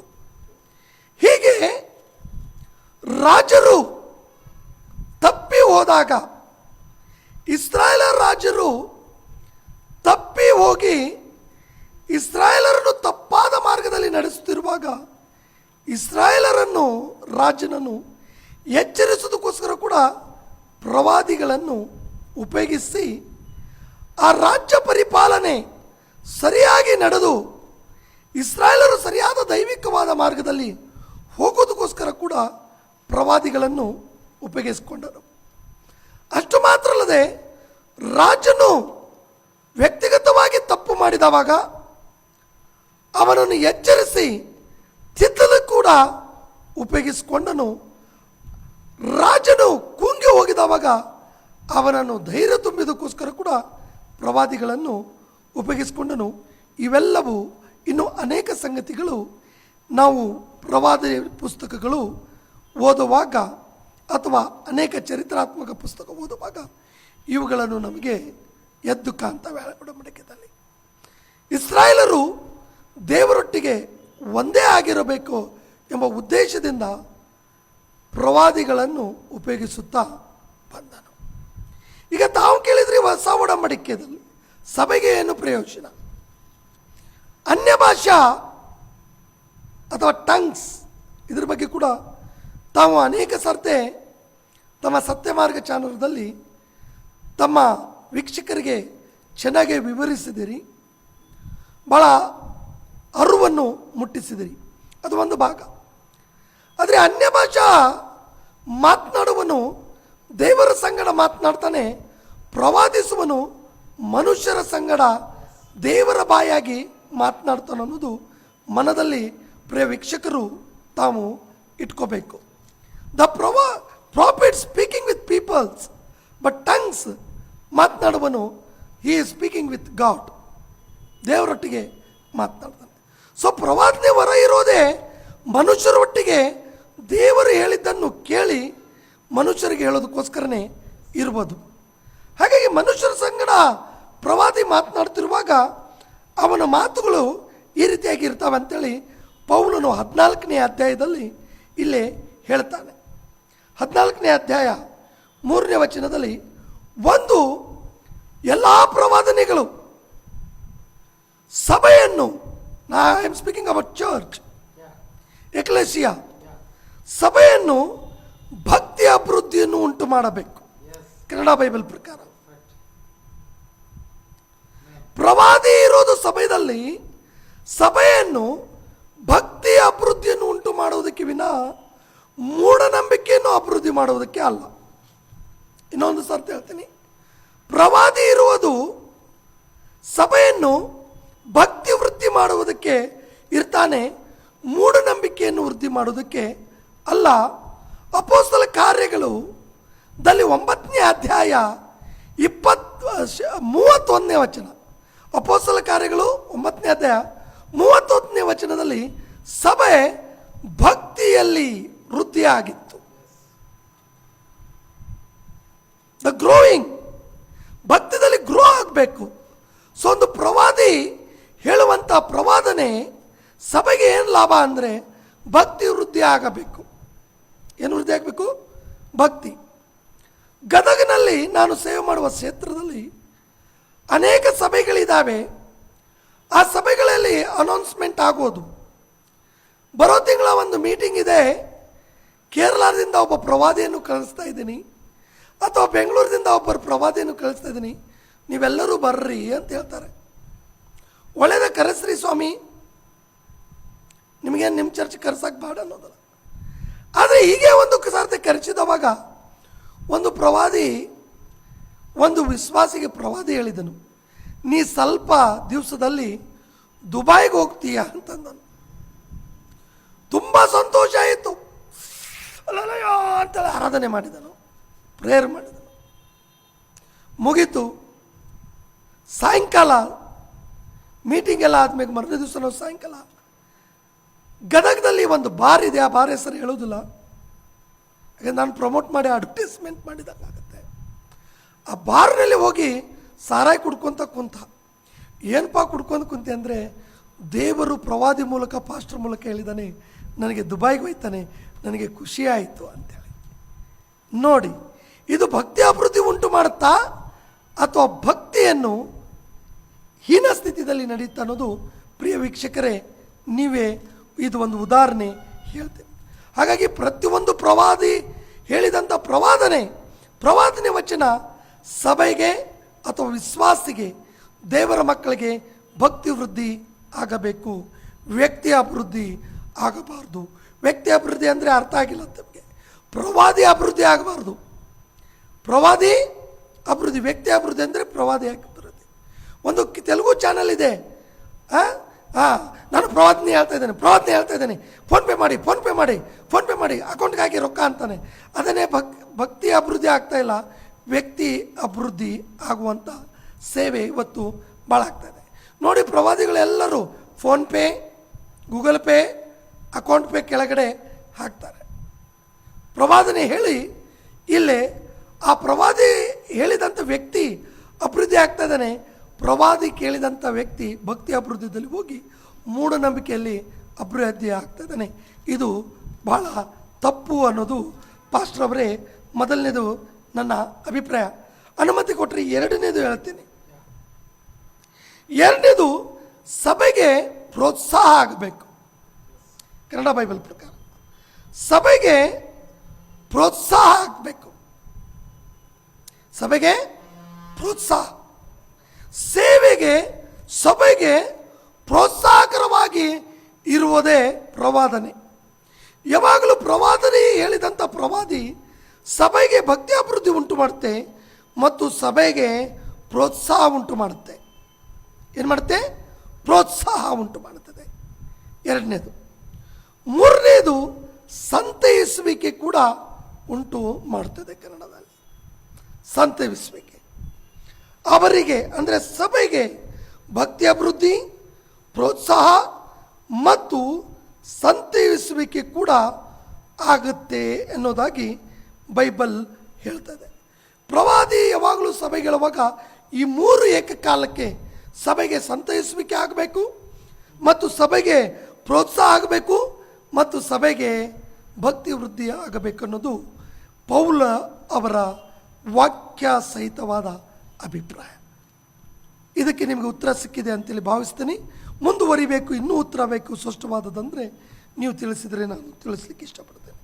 100% ಟ್ರೂ. ಯಾಕಂದರೆ ಪ್ರವಾದನೆ ಹೊಸ ಒಡಂಬಡಿಕೆಯ ಒಂದು ದೃಷ್ಟಿಕೋನದಲ್ಲಿ ನಾವು ನೋಡುವಾಗ, ಪ್ರವಾದನೆ ನುಡಿಯುವಾಗ ಸಭೆಗೆ ಕ್ಷೇಮಾಭಿವೃದ್ಧಿ ಆಗಬೇಕು, ಅಥವಾ ಎಚ್ಚರಿಕೆ ಆಗಿರಬೇಕು, ಅಥವಾ ಆದರಣೆ ಪ್ರಯೋಜನಕರವಾಗಿರಬೇಕು. ಪ್ರವಾದನೆಯ ಮೂಲಕ ಸಭೆಯು, ಪ್ರಾಮುಖ್ಯವಾಗಿ ಸಭೆಯು ಕ್ರಿಸ್ತನಿಗೆ ಮಹಿಮೆ ಉಂಟಾಗುವಂಥದ್ದು, ಸಭೆಯ ಒಂದು ಅಭಿವೃದ್ಧಿಯು ಅದರಲ್ಲಿ ಕಾಣಿಸಲ್ಪಡಬೇಕೇ ಬಿಟ್ಟು ವ್ಯಕ್ತಿಗತವಾಗಿ ಈಗ ಸೇವಕರು ಹೇಳಿದ ಪ್ರಕಾರ ನಿನಗೆ ಗಂಡು ಮಗು ಹುಟ್ಟುತ್ತೆ ಅಥವಾ ಯಾವುದೋ ಒಂದು ಇಂಥ ಸಣ್ಣ ಪುಟ್ಟ ವಿಷಯಗಳು ಸರಿ. ಈಗ ಹೊಸ ಒಡಂಬಡಿಕೆಯಲ್ಲಿ ನಮಗೆ ಒಂದು ನೇರ ದಿಟ್ಟ ನಿರಂತರ ಒಂದು ವಾರ್ತೆ ಬಂತು, ಅದು ಕ್ಷೇಮಾಭಿವೃದ್ಧಿ, ಎಚ್ಚರಿಕೆ, ಆದರಣೆ. ಈಗ ಮತ್ತೊಂದು ಪ್ರಶ್ನೆಯಲ್ಲಿ ನಾವು ಈ ಪ್ರವಾದನದಲ್ಲಿ ನಾವು ಮುಂದೆ ಸಾಗೋಣ. ಈ ದಿನಮಾನಗಳಲ್ಲಿ ನಾವು ನೋಡುತ್ತಿರುವ ವಿಷಯಗಳಲ್ಲಿ ನಾವು ಕಂಡುಕೊಂಡಂಥ ವಿಷಯವೇನೆಂದರೆ, ಪ್ರವಾದನೆಯಲ್ಲಿ ಒಬ್ಬ ಪ್ರವಾದಿ ಪ್ರವಾದನೆ ನುಡಿಯುವುದರಲ್ಲಿ ಸ್ಪಷ್ಟತೆ ಇರುತ್ತಾ ಇಲ್ಲ? ಅದೊಂದು ಬಿಗ್ ಕ್ವಶನ್ ನನಗೆ. ಸ್ಪಷ್ಟತೆ ಇರುತ್ತಾ, ಅಸ್ಪಷ್ಟವಾಗಿ ಇರುತ್ತಾ? ಅಂದರೆ ಉದಾಹರಣೆ ಹೇಳ್ತೀನಿ. ಪೇತ್ರನು ಸಪ್ಪಿರೊಟ್ಟಿಗೆ ಹೇಳ್ತಾನೆ ಸ್ಪಷ್ಟವಾಗಿ, ಇಗೋ ನಿನ್ನ ಗಂಡನನ್ನು ಎತ್ಕೊಂಡು ಹೋಗಿದ್ದವರೇ ಮತ್ತೆ ತಿರುಗಿ ಬರ್ತಾ ಇದ್ದಾರೆ, ನಿನ್ನನ್ನು ಕೂಡ ಎತ್ಕೊಂಡು ಹೋಗ್ತಾರೆ. ಸ್ಪಷ್ಟವಾಗಿ ಹೇಳ್ಬಿಡ್ತಾನೆ, ಈಗಲೇ ಎತ್ಕೊಂಡು ಹೋಗ್ತಾನೆ. ರೈಟ್, ಆಯಮ್ಮ ಸತ್ತಳು ಅಂದರೆ ಕೆಲವೊಬ್ಬರು ನೀನು ನಂಬಿಕೆಯಿಂದ ಇದ್ದರೆ ಮಾತ್ರ ಸ್ವತಂತ್ರ ಮಾಡ್ಕೊಳ್ತೀವಿ, ಇಲ್ಲಾಂದರೆ ಈಗ ನೀನು ಸಾಯ್ತಿ ಅಂತ ಸಪೀರ್ ಹತ್ರ ಹೇಳಿದ ಕೂಡಲೇ ಹೌದು ನಾನು ಸಾಯ್ತೀನಿ ಅಂತೇಳಿ ಎಮ್ಮೆ ನಂಬ್ತಾಳ? ನಮಗಿಲ್ಲ. ಡೈರೆಕ್ಟ್ ಪ್ರವಾದನೆ ಕೊಟ್ಟರು, ಆಕೆ ನಂಬಿದ್ರು ಬಿಟ್ಟರು ಸಂಬಂಧ ಇಲ್ಲ, ಅದು ದೇವರ ಮಾತು. ಯಾಕಂದರೆ ಸೇವಕರು ಮೊದಲನೇದಾಗಿ ಹೇಳಿದರು, ದೇವರ ಬಾಯಿ, ದೇವರ ಮಾತು ಅಂದರೆ ನೀನು ನಂಬಿಕೆ ಮೇಲೆ ಆಧಾರ ಪಡೋದಿಲ್ಲ, ಅದು ಡೈರೆಕ್ಟ್ ದೇವರು ಆಗುತ್ತಂದ್ರೆ ಆಗುತ್ತೆ, ಇಲ್ಲಾಂದರೆ ಇಲ್ಲ. ಆ ಎಮ್ಮ ಸತ್ರು. ಈಗ ನಾನು ಯಾಕೆ ಸ್ಪಷ್ಟತೆ ಬಗ್ಗೆ ಕೇಳ್ತಾ ಇದ್ದೇನೆ ಅಂದರೆ, ಕೆಲವೊಬ್ಬರು ಪ್ರವಾದಿಗಳು ಇದೇ ವರ್ಷ ಮೇ ತಿಂಗಳ ಒಳಗಡೆ ನಿನಗೆ ಏನೋ ಒಂದು ಬದಲಾವಣೆ ಆಗತ್ತೆ, ಏನು ಅಂತ ಹೇಳೋದಿಲ್ಲ, ಏನೋ ಒಂದು ವ್ಯತ್ಯಾಸ ಆಗತ್ತೆ, ದೇವರು ಏನೋ ಒಂದು ಮಾಡಲಿಕ್ಕಿದ್ದಾನೆ, ಏನೋ ಒಂದು ಎಷ್ಟು ಜಿಮ್ಮಿಕ್ ಮಾಡ್ತಾರಾದರೆ, ಇವನು ಪಾಸ್ಟ್ ಹೇಳಿದ ಪ್ರಕಾರ ಅಲ್ಲೇಲೂಯ್ಯ ಸ್ತೋತ್ರ, ಅಲ್ಲೇಲೂಯ್ಯ ಮೇ ತಿಂಗಳು ಇನ್ನು ನಡೆಯೋದಿಲ್ಲ, ಅದು ಹೇಳಿರ್ತಾನೆ. ಅಂದರೆ ನನಗೀಗ ಪ್ರಶ್ನೆ ಅಂದರೆ ಪ್ರವಾದನೆಯಲ್ಲಿ ಸ್ಪಷ್ಟತೆ ಇರೋದಿಲ್ವಾ? ಸತ್ಯವೇದದಲ್ಲಿ ಎಲ್ಲೇ ಪ್ರವಾದನೆ ನೋಡಿದ್ರು ಕೂಡ ಅದರಲ್ಲಿ ಒಂದು ನಿರ್ದಿಷ್ಟವಾದ ಸ್ಪಷ್ಟತೆಯನ್ನು ನಾನು ಕಂಡಿದ್ದೀನಿ. ಈಗ ಅದರ ಬಗ್ಗೆ ಸ್ಪಷ್ಟತೆ ಅಸ್ಪಷ್ಟತೆ ಬಗ್ಗೆ ಸೇವಕರು ಮಾತನಾಡ್ತಾರೆ, ನೋಡೋಣ ಅವರಿಂದ ಏನು ಬರುತ್ತೋ. It is clear or the unclear promise. ಸ್ಪಷ್ಟವಾಗಿದೆಯೋ ಅಸ್ಪಷ್ಟವಾಗಿದೆಯೋ? ದೇವರು ಮಾತನಾಡಿದ್ರೆ ಸ್ಪಷ್ಟವಾಗಿ ಮಾತಾಡ್ತಾನ, ಇಲ್ಲಾಂದ್ರೆ ಅರ್ಧಂಬರ್ಧ ಮಾತನಾಡ್ತಾನ ಅನ್ನೋದು ಪ್ರಶ್ನೆ. ನೋಡಿ, ಏನಾಗಿದೆಯಪ್ಪ ಅಂತಂದರೆ ನಾನು ಹೇಳ್ತಿದ್ದೀನಿ, ಇದು ಪವಿತ್ರಾತ್ಮನ ವರಗಳಲ್ಲಿ ಕೊರಂತಿದವರಿಗೆ ಬರೆದ ಪತ್ರಿಕೆ. ಪವಿತ್ರಾತ್ಮನ 9 ವರಗಳು ಅಲ್ಲಿ ವಿವರಿಸಲ್ಪಡ್ತವೆ. ಅಷ್ಟಕ್ಕೆ 9 ವರಗಳು ಇದ್ದಾವೆ ಅಂತೇಳಿ ಅರ್ಥ ಅಲ್ಲ, ಇನ್ನೂ ಅನೇಕ ಇದ್ದಾವೆ. ಆ ಕೊರಂತಿ ಸಭೆದವರಿಗೆ 9 ವರಗಳು ವಿವರಿಸುತ್ತಿರುವಾಗ ಪೌಲವರು ಹೇಳೋದೇನಪ್ಪ ಅಂತಂದರೆ, ಪ್ರವಾದನೆಯ ವರ ಕೂಡ ಅಲ್ಲೇ 9ರಲ್ಲಿ 6ನೇ ವರವಾಗಿ ವಿವರಿಸ್ತಾರೆ. ಐ ಥಿಂಕ್ 6th ಗಿಫ್ಟ್ ಅದು. ಈಗ ಈ 6ನೇ ವರ ಪವಿತ್ರಾತ್ಮನು ಹಂಚಿಕೊಡುವಂಥ ವರಗಳಿವು. ಮೊಟ್ಟ ಮೊದಲದಾಗಿ ಎಲ್ಲರೂ ಪ್ರವಾದಿಗಳು ಅನ್ನೋ ಒಂದು ಪ್ರಶ್ನೆ. ಆಮೇಲೆ ನಾನು ಅದಕ್ಕೆ ಉತ್ತರ ಕೂಡ ಕೊಡ್ತೀನಿ. ಎಲ್ಲರೂ ಪ್ರವಾದಿಗಳು ಅನ್ನೋ ಒಂದು ಇದು ಮಾಡೋಣ. ನೆಕ್ಸ್ಟು, ಪ್ರವಾದಿಗಳಲ್ಲಿ ಸ್ವಲ್ಪ ವ್ಯತ್ಯಾಸ ಕೂಡ ಇದ್ದಾವೆ. ತಾತ್ಕಾಲಿಕವಾದ ಪ್ರವಾದಿಗಳು ಅಂತಿದ್ದಾರೆ ಬೈಬಲ್ನಲ್ಲಿ, ಮತ್ತು ಅವ್ರು ಯಾವಾಗಲೂ ಪ್ರವಾದನೆ ಮಾಡಲಿಲ್ಲ.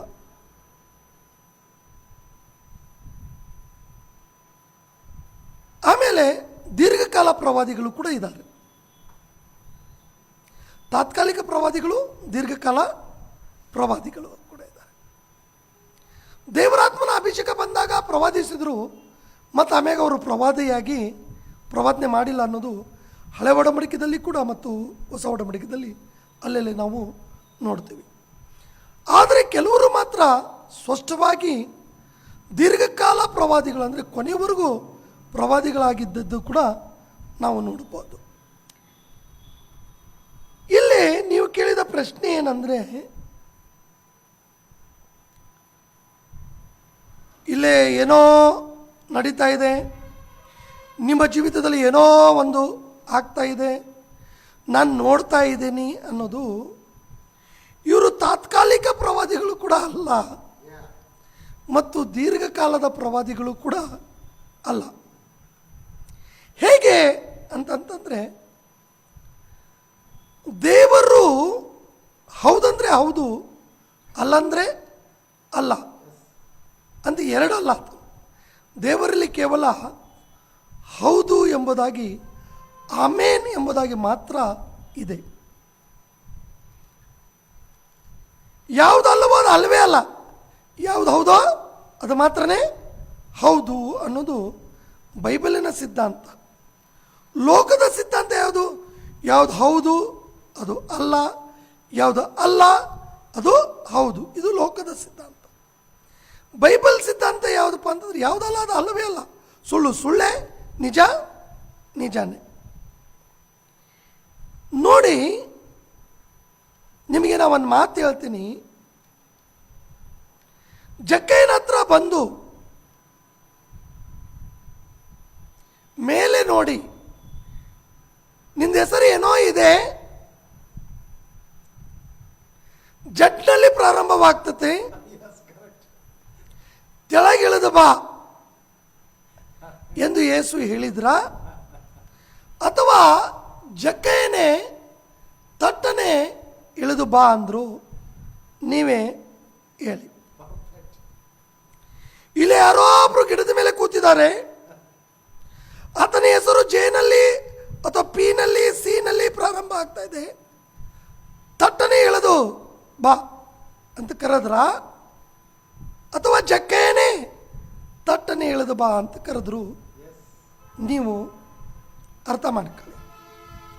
ಯೇಸು ಸ್ವಾಮಿ ನಿಮ್ಮಂಗೆ ಡಂಬರಾಟ ಆಡುವ ಪ್ರವಾದಿ ಅಲ್ಲ. ಆತನೇ ಪ್ರವಾದಿ. ಒಂದು. ಎರಡನೇದು, ನಾವು ಯೋಹಾನನ ಬರೆದ ಸುವಾರ್ತೆಯಲ್ಲಿ ನಾವು 1ನೇ ಅಧ್ಯಾಯದಲ್ಲಿ ಕೂಡ ನಾವು ನೋಡಬಹುದು. ಅಲ್ಲೇ ನಥಾನೇಲನ ಬಗ್ಗೆ ನೋಡ್ತೀವಿ. 1ನೇ ಅಧ್ಯಾಯ 48ನೇ ವಚನದಲ್ಲಿ ಏನಂತಾನೆ ನೋಡಿ, ನನ್ನನ್ನು ನೀನು ಹೇಗೆ ಬಲ್ಲಿ ಎಂದು ಯೇಸು ಕೇಳಿದಕ್ಕೆ ಆತನು, ಫಿಲಿಪ್ಪನು ನಿನ್ನನ್ನು ಕರೆಯುವುದಕ್ಕೆ ಮುಂಚೆ ನೀನು ಅಂಜೂರದ ಮರದ ಕೆಳಗಡೆ ಇದ್ದಾಗ ನಿನ್ನನ್ನು ನೋಡಿದೆನು ಅನ್ನೋದು ಒಂದು ಭಾಗ. ಅದಕ್ಕಿಂತ ಮುಂಚಿತವಾಗಿ ನಾವು ನೋಡ್ತೀವಿ, ಯೇಸು 47ನಲ್ಲಿ ಯೇಸು ತನ್ನ ಕಡೆಗೆ ಬರುವ ನಥಾನೇಲನನ್ನು ಕಂಡು ಅವನ ವಿಷಯವಾಗಿ, ಇಗೋ ಇವನು ನಿಜವಾದ ಇಸ್ರಾಯೇಲನು, ಇವನಲ್ಲಿ ಕಪಟವಿಲ್ಲ ಅಂದನು. ಆಗ ಯೇಸು ಅಂತಾನೆ, ಆ ನಥಾನೇಲ ಅಂತ, ನನ್ನನ್ನು ಹೇಗೆ ಬಲ್ಲಿ ಅಂತಾನೆ. ಇಲ್ಲಿ ನಾವು ನೋಡ್ತೀವಿ, ಇವನು ನಿಜವಾದ ಇಸ್ರಾಯೇಲನು, clear and cut, clear and cut. ಇವನು ಇಸ್ರಾಯೇಲನಾಗೇ ಇದ್ದಾನೆ, ಇಸ್ರಾಯೇಲನಾಗಿ ಇರಬಹುದು, ಇಸ್ರಾಯೇಲನೇ ಅಂತಿದೆ. ನೀನು ನಿಜವಾದ ಇವನು ಇಸ್ರಾಯೇಲನೇ, ಕ್ಲಿಯರ್ ನೇಮ್, ನಿಜವಾದ ಇಸ್ರಾಯೇಲನು. ಎರಡನೇದು, ಇವನಲ್ಲಿ ಕಪಟ ಇಲ್ಲ ಅಂತೇಳಿ ಕ್ಲಿಯರ್ ಹೇಳಿಬಿಟ್ರು. ಇದು ಕೂಡ ಕ್ಲಿಯರ್ ಇದೆ ಇಲ್ಲಿ. ನೀವು ಹೇಳಿದಂಗೆ ಇಲ್ಲಿ ಗೊಂದಲಮಯ ಇಲ್ಲ.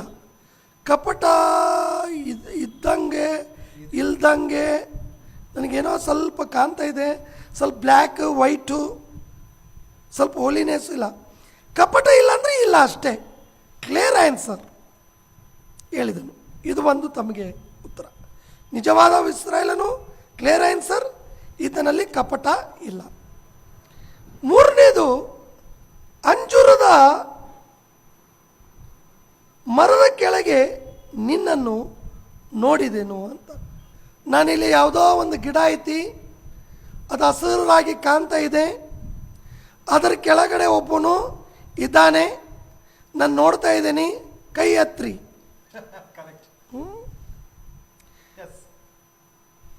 ಡೈರೆಕ್ಟ್ ಕ್ಲಿಯರ್ ಅಂಜೂರದ ಗಿಡ ಅಂದರೆ ಅಂಜೂರದ ಗಿಡನೇ ಅಂತಿದ್ದಾನೆ. ಯಾವುದೋ ಒಂದು ಗಿಡ ಅಲ್ಲ ಇದು ಅಂಜೂರದ ಗಿಡ ಅಂತ. ಇದು ಕೂಡ ನಿಮಗೆ ಕ್ಲಿಯರ್ ಆನ್ಸರ್ ಅಂತ ನಾನು ನೆನೆಸ್ತೇನೆ. ಇವತ್ತಿನ ದಿನದಲ್ಲಿ ಬ್ಯಾಂಗ್ಳೂರಿನಲ್ಲಿ ಒಬ್ಬರು ಪ್ರವಾದಿ, ಅದು ವಿಡಿಯೋ ನೋಡ್ತಾ ಇದ್ದೆ ನಾನು, ಒಬ್ರು ಹಾಕಿದ್ದು, ದೊಡ್ಡ ಚರ್ಚಿನ ಪ್ರವಾದಿ. ಯಾವ ಪ್ರವಾದಿ ಅಂತಂದರೆ ದೊಡ್ಡ ಚರ್ಚಿನ ಪ್ರವಾದಿಯಾಗಿ ಕಾಣ್ತಾ ಇದ್ದಾರೆ. ನನಗೂ ನಿಮಗೂ ದೇವರ ದೃಷ್ಟಿಯಲ್ಲಿ ಮಾತ್ರ ತೋಳಾಗಿ ಕಾಣ್ತಾ ಇದ್ದಾರೆ. ಅವರು ಹೇಳ್ತಾರೆ, ಇಲ್ಲಿ ಒಬ್ರಿಗೆ ಈ ಪ್ರಾಬ್ಲಮ್ ಇದೆ, ದೇವರಿಗೆ ಹೇಳ್ತಾ ಇದ್ದಾನೆ, ಮುಟ್ತಾನೆ, ನೀವು 1, 2, 3, 4 ನಾನು ನಂಬರ್ ಏನಿಸ್ತೀನಿ, ಅವಾಗ ಬಂದುಬಿಡು, ನೀನು ನಾನು ಪ್ರೇರ್ ಮಾಡ್ತಾ ಇದ್ದೀನಿ, ಆಮ್ಯಾಗ ನೀವು ಬಂದ್ರೆ ಮಾಡೋದಿಲ್ಲ ಅಂತಲ್ಲ. ತೋರಿ ಸತ್ರ ಮೀಟಿಂಗ್ ಆಗೋವರೆಗೂ ಆಕೆ ಬಂದಿಲ್ಲ. ಇದ್ರ ತಾನೇ ಬರೋದು. ಹಾಗಾಗಿ ಈ ಡಂಬರಾಟದ ಪ್ರವಾದಿಗಳು ಎದ್ದೇಳಿ ಅಂದಿದ ತಕ್ಷಣ ಸ್ವಾಮಿ ವಿವೇಕಾನಂದ ಹೇಳಿದರು, ಎದ್ದೇಳ್ರಿ ಅಂತೇಳಿ, ಹೇಳಿರಿ ವೀರರೇ ಅಂತೇಳಿ ಹೇಳಿದ್ರಲ್ಲ. ಹಾಗೆ ಎದ್ದೇಳ್ರಿ ಅಂದ ತಕ್ಷಣ ಈ ಪ್ರವಾದಿಗಳು, ಕಳ್ಳ ಪ್ರವಾದಿಗಳು ನಾಯಿ ಕೊಡಿಗತಿ ಎದ್ದು ಬಿಟ್ಟಾವ. ಹೆಂಗೆದ್ದಿದ್ದಾವ್ರಿ? ನಾಯಿ ಕೊಡಿಗತಿ. ಗಮನದಲ್ಲಿಡ್ರಿ, ನಿಜವಾದ ಪ್ರವಾದಿಗಳಿಗೆ ವಿರುದ್ಧವಾಗಿ ನಾನೇನು ಹೇಳ್ತಾ ಇಲ್ಲ. I heartfully honour you. ದೇವರಿಂದ ನೇಮಿಸಲ್ಪಟ್ಟಂಥ ಪ್ರವಾದಿಗಳೇ, ನಿಮ್ಮನ್ನು ನಾನು ತಲೆಬಾಗಿಸಿ ಗೌರವಿಸ್ತೇನೆ. ದೇವರು ಹೇಳಿದ್ದನ್ನೇ ಮಾತ್ರ ಹೇಳುವಂಥ ಪ್ರವಾದಿಗಳೇ, ನಿಮಗೆ ನಾನು ತಲೆಬಾಗಿ ಗೌರವಿಸ್ತೇನೆ. ನಾನು ಹೇಳ್ತಾ ಇರೋದು ಕುರಿವೇಷದಲ್ಲಿರುವಂಥ ತೋಳುಗಳಿಗೆ. ಬಂದಿಲ್ಲ. ನಾಯಿ ಕುಡಿಗತಿ ಎದ್ದು ಬಿಟ್ಟಿದ್ದಾರೆ. ಹೇಗೆ ಎತ್ತಿದ್ದಾರೆ? ಒಂದು ಮಂಗ್ಯ ಏನ್ರಿ, ಒಂದು ಮಂಗ್ಯಗಳು ನೋಡ್ರಿಲ್ಲ, ನಿಮ್ಮ ಊರಾಗಿದ್ದಾವೆಲ್ಲ. ಯಾಕ್ರೆ ಟಿ ವಿ ನೋಡೋರು ನಿಮ್ಮ ಊರಾಗಿದ್ದಾವೆಲ್ಲ ಎಲ್ಲ. ಆ ಮಂಗ್ಯ ಒಂದು ಜಿಗಿತೈತಲ್ಲ, ಆ ಮಂಗ್ಯ ಜಿಗಿದಿತ್ತು ನೋಡಿ, ಇನ್ನೊಂದು ಮಂಗ್ಯ ಜಿಗಿತಾ ಇದೆ. ಅದಕ್ಕೆ ಸ್ಪಷ್ಟವಾಗಿ ಯೇಸು ಸ್ವಾಮಿ ಹೇಳ್ತಾ ಇದ್ದಾರೆ, ನೀನು ನಿಜವಾದ ಇಸ್ರಾಯೇಲನು, ನಿನ್ನಲ್ಲಿ ಕಪಟ ಇಲ್ಲ, ನೀನು ಅಂಜೂರದ ಮರದ ಕೆಳಗಡೆ ಕುಂತಾಗೆ ನಾನು ನೋಡಿದ್ದೇನೆ. ಕ್ರಿಸ್ಟಲ್ ಕ್ಲಿಯರ್ ಆಗಿ ಪ್ರವಾದನೆ ಹೇಳಿದ್ದ ನಿಜವಾದ ಪ್ರವಾದಿ ಯೇಸು ಕ್ರಿಸ್ತ. ಜಕ್ಕಯ್ಯನಿಗೆ ಕೂಡ ಜಕ್ಕಯ್ಯನೇ ಇಳಿದು ಬಾ ಎಂಬುದಾಗಿ ಕೂಡ ಹೇಳ್ತಾನೆ. ಹೀಗೆ ಯೇಸು ಕ್ರಿಸ್ತನ ಜೀವಿತದಲ್ಲಿ ಅನೇಕ ಪ್ರವಾದನೆಗಳು ಡೈರೆಕ್ಟ್ ಆ್ಯಂಡ್ ಕ್ಲಿಯರ್ ಆಗಿ ಹೇಳಿದ್ದವೆ. ಯಾವಾಗೂ ಪ್ರವಾದಿ ದೇವರಿಂದ ಹೇಳಲ್ಪಟ್ಟ ಪ್ರವಾದನೆಗಳು ಕ್ಲಿಯರ್ ಆಗಿ ಇರ್ತವೆ. ಆದರೆ ಬೈಬಲ್ನಲ್ಲಿ ಒಂದೇ ಒಂದು ಕಡೆ ಇದೆ, ನನಗೆ ಯಾರೋ ಮುಟ್ಟಿದ್ರು, ನನ್ನಿಂದ ಶಕ್ತಿ ಹೋಯಿತು ಅಂತೇಳಿ. ಇದನ್ನು ತಗೊಂಡು ನೀವೇನಾದರೂ ವಾದ ಮಾಡ್ತಾ ಇದ್ದರೆ ದಯವಿಟ್ಟು ನನ್ನ ಹತ್ರ ಬರ್ರಿ, ನಿಮಗೆ ಯಾರು ಮುಟ್ತಾರೆ ನಾವು ನೋಡ್ತೀವಿ, ನಿಮ್ಮಿಂದ ಯಾವ ಶಕ್ತಿ ಹೋಗ್ತೈತಿ ಆ ವಿಷಯ ಬೇರೆ. ಯಾರೋ ನನಗೆ ಮುಟ್ಟಿದ್ರು, ಮತ್ತು ಏನಂತಾರೆ, ನನ್ನಿಂದ ಶಕ್ತಿ ಹೋಯಿತು. ಹಾಗೆ ಯಾರೋ ಒಬ್ಬರು ಮುಟ್ಟಿದ್ರು, ಯಾರೋ ಒಬ್ಬರು ಹೋದರು ಎಂಬ ಇದನ್ನು ಮಾಡಬೇಡ್ರಿ. ಪ್ರವಾದನೆ ಬೇರೆ, ಮುಟ್ಟುವಿಕೆನೇ ಬೇರೆ. ಅದು ಸ್ವಸ್ಥತೆ ಎಂಬ ಒಂದು ಕಾರ್ಯಕ್ರಮ ತಾವು ಇಟ್ಕೊಳ್ರಿ. ಸ್ವಸ್ಥತೆ, ದೈವಿಕ ಸ್ವಸ್ಥತೆ, ಬದುಕಿದಾವೋ ಸತ್ತಿದಾವೋ ಎಂಬುದಾಗಿ ಇಟ್ಕೊಳ್ರಿ. ಅದರಲ್ಲಿ ಆ ಪ್ರಸ್ತಾಪ ಎತ್ತಿ ನಾವು ಮಾತಾಡೋಣ. ಸರಿ, ಕ್ಲಿಯರ್ ಇರ್ತೈತಿ ಅನ್ನೋದು ನಾನು ಅನೇಕ ಲೇಖನಗಳು ತೋರಿಸಿದೆ. ಇನ್ನೂ ಸಮಯ ತಾವು ಕೊಟ್ಟರೆ ಇನ್ನೂ ಎಷ್ಟು ಕ್ಲಿಯರ್ ಬೇಕೋ ಅಷ್ಟು ತಮಗೆ ಕ್ಲಿಯರ್ ನಾನು ಹೇಳ್ತೇನೆ.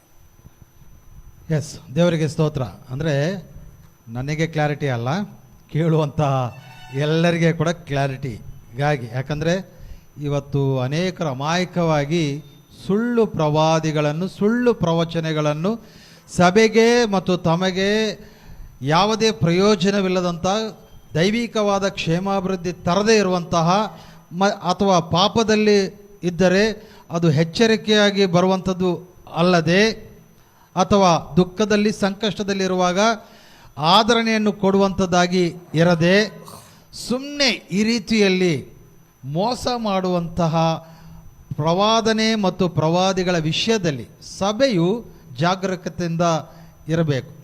ಯಾವಾಗಲೂ ಕೂಡ ದೇವರು ಮಾತನಾಡಿದ್ರೆ ಸ್ಪಷ್ಟವಾಗಿ ಮಾತನಾಡ್ತಾನೆ ಬಿಟ್ಟು ಅಸ್ಪಷ್ಟವಾಗಿ, ಈಗ ಹೇಳಿದ ಪ್ರಕಾರ ನಿನ್ನ ಹೆಸರು ಎ ಇಂದ ಸ್ಟಾರ್ಟ್ ಆಗುತ್ತೆ, ಎಸ್ ಇಂದ ಸ್ಟಾರ್ಟ್ ಆಗುತ್ತೆ ಅಂದರೆ ದೇವರು ಆ ರೀತಿ ಅಸ್ಪಷ್ಟವಾಗಿ ಅವಹೇಳನಕರವಾಗಿ ಮಾತನಾಡೋದಿಲ್ಲ. ಈಗ ಸೇವಕರು ಹೇಳಿದ ಪ್ರಕಾರ ಜಕ್ಕಯ್ಯನೇ ಡೈರೆಕ್ಟ್ ಅವ್ರನ್ನ ಕರೆದು ಬಿಟ್ಟರು, ಅವ್ರು ಕೆಳಗಿಳಿದ್ರು. ದೇವರಿಗೆ ಸ್ತೋತ್ರ. ಅಲ್ಲಿ ದೇವರ ಕಾರ್ಯವಾಯಿತು, ಪಶ್ಚಾತ್ತಾಪವಾಯಿತು, ಅದ್ಭುತವಾದ ಕಾರ್ಯವನ್ನು ಅಲ್ಲಿ ನಾವು ನೋಡ್ತಾ ಇದ್ದೀವಿ, ಪರಿವರ್ತನೆಯನ್ನು ನಾವು ನೋಡ್ತಾ ಇದ್ದೀವಿ. ಪ್ರಿಯರೇ, ಆ ರೀತಿಯಲ್ಲಿ ನಾವು ಅನೇಕ ವಿಷಯಗಳನ್ನು ಇವತ್ತು ತಿಳಿದುಕೊಂಡಿದ್ದೇವೆ. ಈಗ ಇನ್ನೊಂದು ಕ್ಲಾರಿಟಿ ಕೂಡ ತಗೊಳ್ಳೋಣ. ಈಗ ಒಂದು ವೇಳೆ ಸೋದಿ, ಈಗಾಗಲೇ ನಾನು ಹೇಳಿನಲ್ಲ, ಸೋದಿ ಹೇಳುವವರು ಒಂದು 5 ವಿಷಯಗಳನ್ನು ಹೇಳುವುದಾದರೆ ಖಂಡಿತವಾಗಿ 3 ನೆರವೇರುತ್ತೆ, ಅದರಲ್ಲಿ 3 ಸತ್ಯವಾಗಿರುತ್ತೆ, ಮಿಕ್ಕಿದ್ದು 2 ಫೇಲ್ ಆಗಿರುತ್ತೆ. ಬಟ್ ನಮ್ಮ ದೃಷ್ಟಿಕೋನ ಅಬ್ಬಬ್ಬಬ್ಬಬ್ಬ 3 ಹೇಳಿದ್ರಲ್ರಿ, ಹಾಗಾಗಿ ಅವರು ಸತ್ಯವಂತರು ಎಂಬುದಾಗಿ ನಾವು ನಂಬುತ್ತೇವೆ. ಇದೇ ರೀತಿಯಲ್ಲಿ ಕ್ರೈಸ್ತ ಸೋದಿಗಳು, ಕ್ರೈಸ್ತರಲ್ಲಿ ಕೂಡ ಈ ಸೋದಿ ಹೇಳುವಂತಹ ಅಥವಾ ಜಾತಕಗಳನ್ನು ಹೇಳುವಂಥ ಕೆಲವೊಂದು ಸುಳ್ಳು ಪ್ರವಾದಿಗಳಿದ್ದಾರೆ. ಅವರು ಹೇಳ್ತಾ ಇರ್ತಾರೆ, ನಿನಗೆ ಅದಾಗುತ್ತೆ, ಇದಾಗುತ್ತೆ, ಅದೇ ಆಗುತ್ತೆ, ಒಂದು 5-6 ವಿಷಯಗಳು ಹೇಳಿಬಿಡ್ತಾರೆ. ಖಂಡಿತವಾಗಿ 5 ವಿಷಯಗಳು ನೆರವೇರುತ್ತೆ, 6 ವಿಷಯದಲ್ಲಿ 5 ನೆರವೇರುತ್ತೆ. ನನ್ನ ಪ್ರಶ್ನೆ ಏನಂದರೆ, ಒಂದು ಫೇಲ್ ಆದರೆ ಅವ್ರನ್ನೇನನ್ನ? ದೇವರು 5 ಸತ್ಯವಾದ ವಿಷಯಗಳನ್ನು ಹೇಳಿ ಒಂದು ವಿಷಯವನ್ನು ಸುಳ್ಳು ಹೇಳ್ತಾನ? ಒಂದು ವಿಷಯವನ್ನು ನೆರವೇರದೇ ಇರುವಂಥ ಸಂದರ್ಭಗಳು ಏನನ್ನ ಮಾಡಬಹುದಾ ನಮ್ಮ ಜೀವಿತದಲ್ಲಿ? ಈಗ ಅವರನ್ನು ನಾವು ಏನಂತ ಕನ್ಸಿಡರ್ ಮಾಡೋಣ? ಹೋಗ್ಲಿ ಬಿಡ್ರಿ, 5 ನೆರವೇರಿದವಲ್ಲ, ಅವರು ಪ್ರವಾದಿಗಳೇ ಅಂಥೇಳಿ ಅವ್ರನ್ನ ನಾವು ಹಿಂಬಾಲಿಸೋಣ, ಅವ್ರನ್ನ ಗೌರವಿಸೋಣ, ಅವ್ರನ್ನ ಪ್ರೀತಿಸೋಣ. ಏನು ಮಾಡೋಣ? ಇದರ ಬಗ್ಗೆ ನಾವು ಆಲೋಚನೆ ಮಾಡೋಣ. Price the lord. 5 ಪ್ರವಾದನೆಗಳನ್ನು ಹೇಳಿದಾಗ 5ನಲ್ಲಿ 3 ಅಥವಾ 4 ಸರಿಯಾಗಿದ್ದು 1 ಬಿದ್ದು ಹೋದರೆ ಮೆಜಾರಿಟಿ ನೆರವೇರಿದ್ನಲ್ಲಿ ಬರುತ್ತೆ. ಹಾಗಾಗಿ ಮೆಜಾರಿಟಿ ಕಡೆ ಹೋಗೋಣ ಅಥವಾ ಮೆಜಾರಿಟಿ ಇಲ್ಲದ ಒಂದು ಕಡೆಗೆ ಹೋಗೋಣ ಅಂಥೇಳಿ ಗೊಂದಲದ ವಾತಾವರಣದಲ್ಲಿ ವಿಶ್ವಾಸಿಗಳು ಪ್ರಜೆಗಳು ಇರ್ತಾರಲ್ಲ, ಅಂಥ ಸಮಯದಲ್ಲಿ ನಾವು ಏನು ಮಾಡಿಕೊಳ್ಳತಕ್ಕದ್ದು ಅಂತೇಳಿ. ಪ್ರಿಯ ವೀಕ್ಷಕರೇ, ಒಂದು ವೇಳೆ ಒಂದು ಪ್ರವಾದಿ ಬಂದು ನಿಮಗೆ 5 ಹೇಳಿರುವಾಗ 4 ನೆರವೇರಿದವಾಗ 4 ನೆರವೇರಿ 1 ನೆರವೇರಿಲ್ಲ, ಪರವಾಗಿಲ್ಲ ನಡೀತೈತಿ ಅಂಥೇಳಿ ಆ ಪ್ರವಾದಿ ಬಗ್ಗೆ ನೀವು ಸಾಕ್ಷಿ ಹೇಳ್ಕೊಂತು ಹೋದರೆ ನಿಮ್ಮಷ್ಟು ಮೂರ್ಖರು ಅಥವಾ ಮೂಢನಂಬಿಕೆ ಉಳ್ಳವರು ಕ್ರೈಸ್ತರು ಇನ್ನೊಬ್ಬರು ಇಲ್ಲ. ಬನ್ನಿ, ನಿಮಗೆ ಒಂದು ನಾನು ಪ್ರಶ್ನೆ ಕೇಳ್ತೇನೆ. ಈಗ ಬೈಬಲ್ನಲ್ಲಿ ಅನೇಕ ವಚನಗಳಿದ್ದಾವೆ. ಒಂದು ವಚನ ನೆರವೇರಿಲ್ಲ ಅಂದರೆ ಇದನ್ನು ನೀವು ಬೈಬಲ್ ಅಂತೇಳಿ ಕರಿತೀರಾ? ನಾನು ಮಾತ್ರ ಕರೆಯೋದಿಲ್ಲ. ಭೂಮಿ ಆಕಾಶಗಳು ಗತಿಸಿ ಹೋಗುದ್ರು, ನನ್ನ ಮಾತು ಅಳೆದು ಹೋಗುವುದಿಲ್ಲ. ಹೂವು ಒಣಗಿ ಹೋಗುತ್ತೆ, ಹೂವು ಉದುರಿ ಹೋಗುತ್ತೆ, ನನ್ನ ಮಾತು ಸದಾಕಾಲ ಇರುತ್ತದೆ ಅಂತೇಳಿ ಪೇತ್ರನು ಹೇಳ್ತಾನೆ ದೇವರ ವಿಷಯದಲ್ಲಿ ಬಂದಾಗ. ಇದರಲ್ಲಿ ಅನೇಕ ವಚನಗಳಿದ್ದಾವೆ. ಒಂದು ವಚನ ನೆರವೇರಿಲ್ಲ ಅಂದ್ರೂ ಐ ವಿಲ್ ನಾಟ್ ಕಾಲ್, ಇದು ಸತ್ಯವೇದ ಅಂತೇಳಿ ನಾನು ಕರೆಯೋದಿಲ್ಲ, ಇದನ್ನು ನಾನು ಬೈಬಲ್ ಅಂತೇಳಿ ಕರೆಯೋದಿಲ್ಲ. ಹಾಗೆ 5 ಪ್ರವಾದನೆಯಲ್ಲಿ ಒಂದು ಪ್ರವಾದನೆ ಬಿದ್ದು ಹೋಗಿ 4 ಪ್ರವಾದನೆ ನೆರವೇರಿದ್ರು ಆತನು ಸುಳ್ಳು ಪ್ರವಾದಿ ಮತ್ತು ಆತನು ಪ್ರವಾದಿನೇ ಅಲ್ಲ. ಬನ್ನಿ, ನನ್ನೊಟ್ಟಿಗೆ ಸ್ವಾಮ್ಯಲನ್ನು ಬರೆದ ಗ್ರಂಥ 1ನೇ ಸ್ವಾಮ್ಯವೇಲ 3ನೇ ಅಧ್ಯಾಯ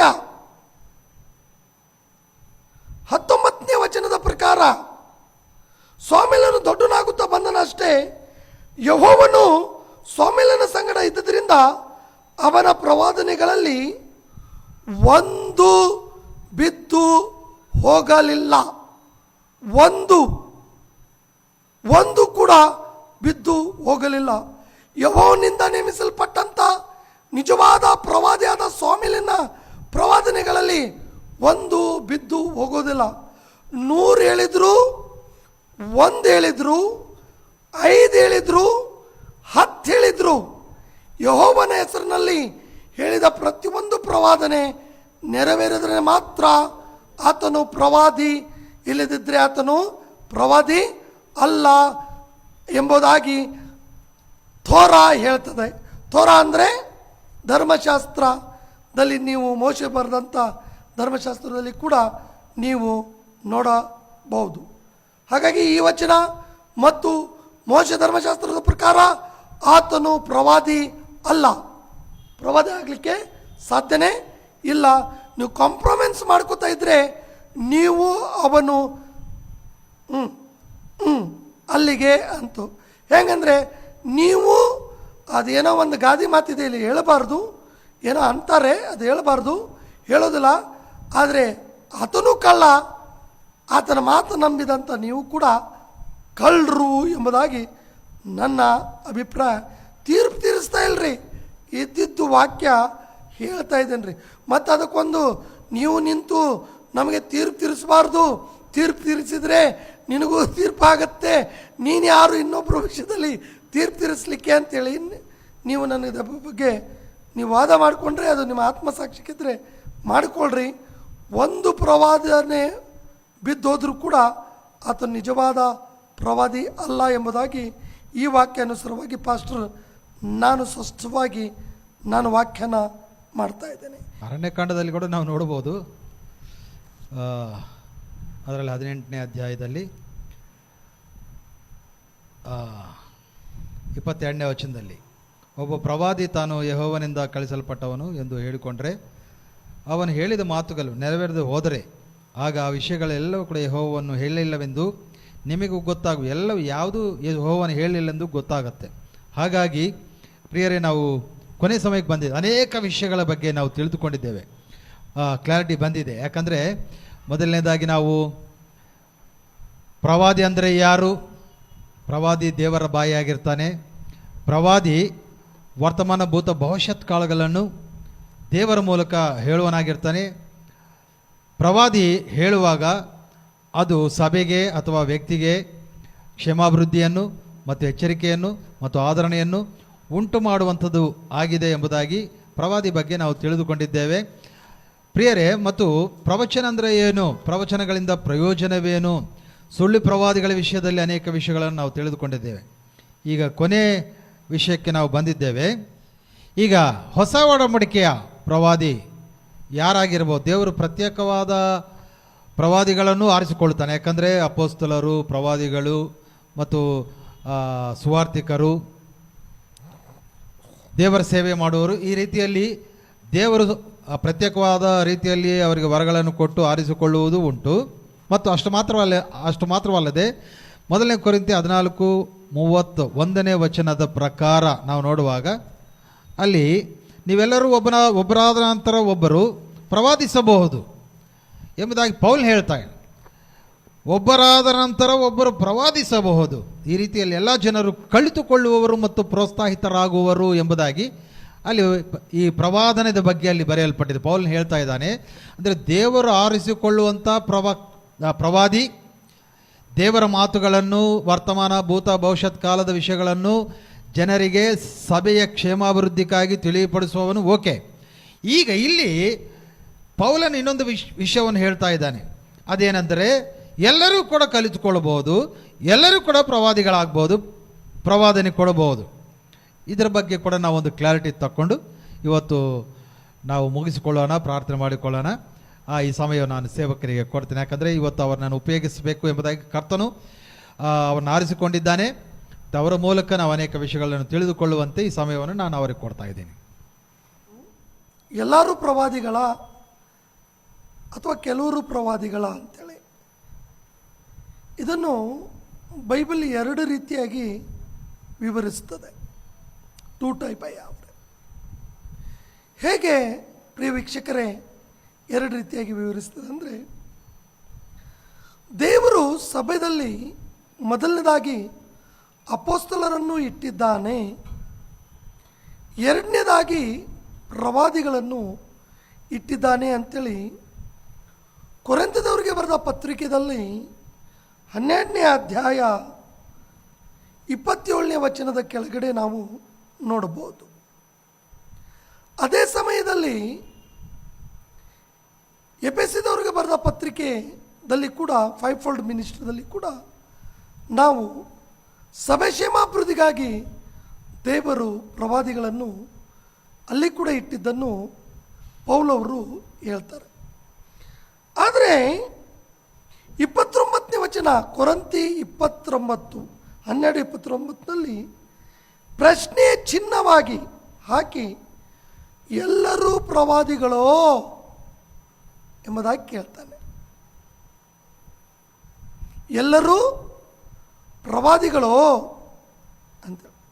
ಅದಕ್ಕೆ ನಾನು ಹೇಳಿದೆ ಈ ಎರಡು ರೀತಿಯಾಗಿ ವಿವರಿಸ್ತಕ್ಕದ್ದು ಇದು ಅಂತ. ಎಲ್ಲರೂ ಪ್ರವಾದಿಗಳಾಗಲಿಕ್ಕೆ ಆಗುವುದಿಲ್ಲ, ಎಲ್ಲರೂ ಅಪೊಸ್ತಲರಾಗಲಿಕ್ಕೆ ಆಗುವುದಿಲ್ಲ, ಎಲ್ಲರೂ ಮಹತ್ ಕಾರ್ಯಗಳನ್ನು ಮಾಡುವ ಶಕ್ತಿಯನ್ನು, ನಾನಾ ರೋಗಗಳನ್ನು ಸ್ವಸ್ಥ ಮಾಡುವ ವರಗಳನ್ನು ಹೊಂದಿದವರಾಗಿರಲಿಕ್ಕೆ ಆಗುವುದಿಲ್ಲ,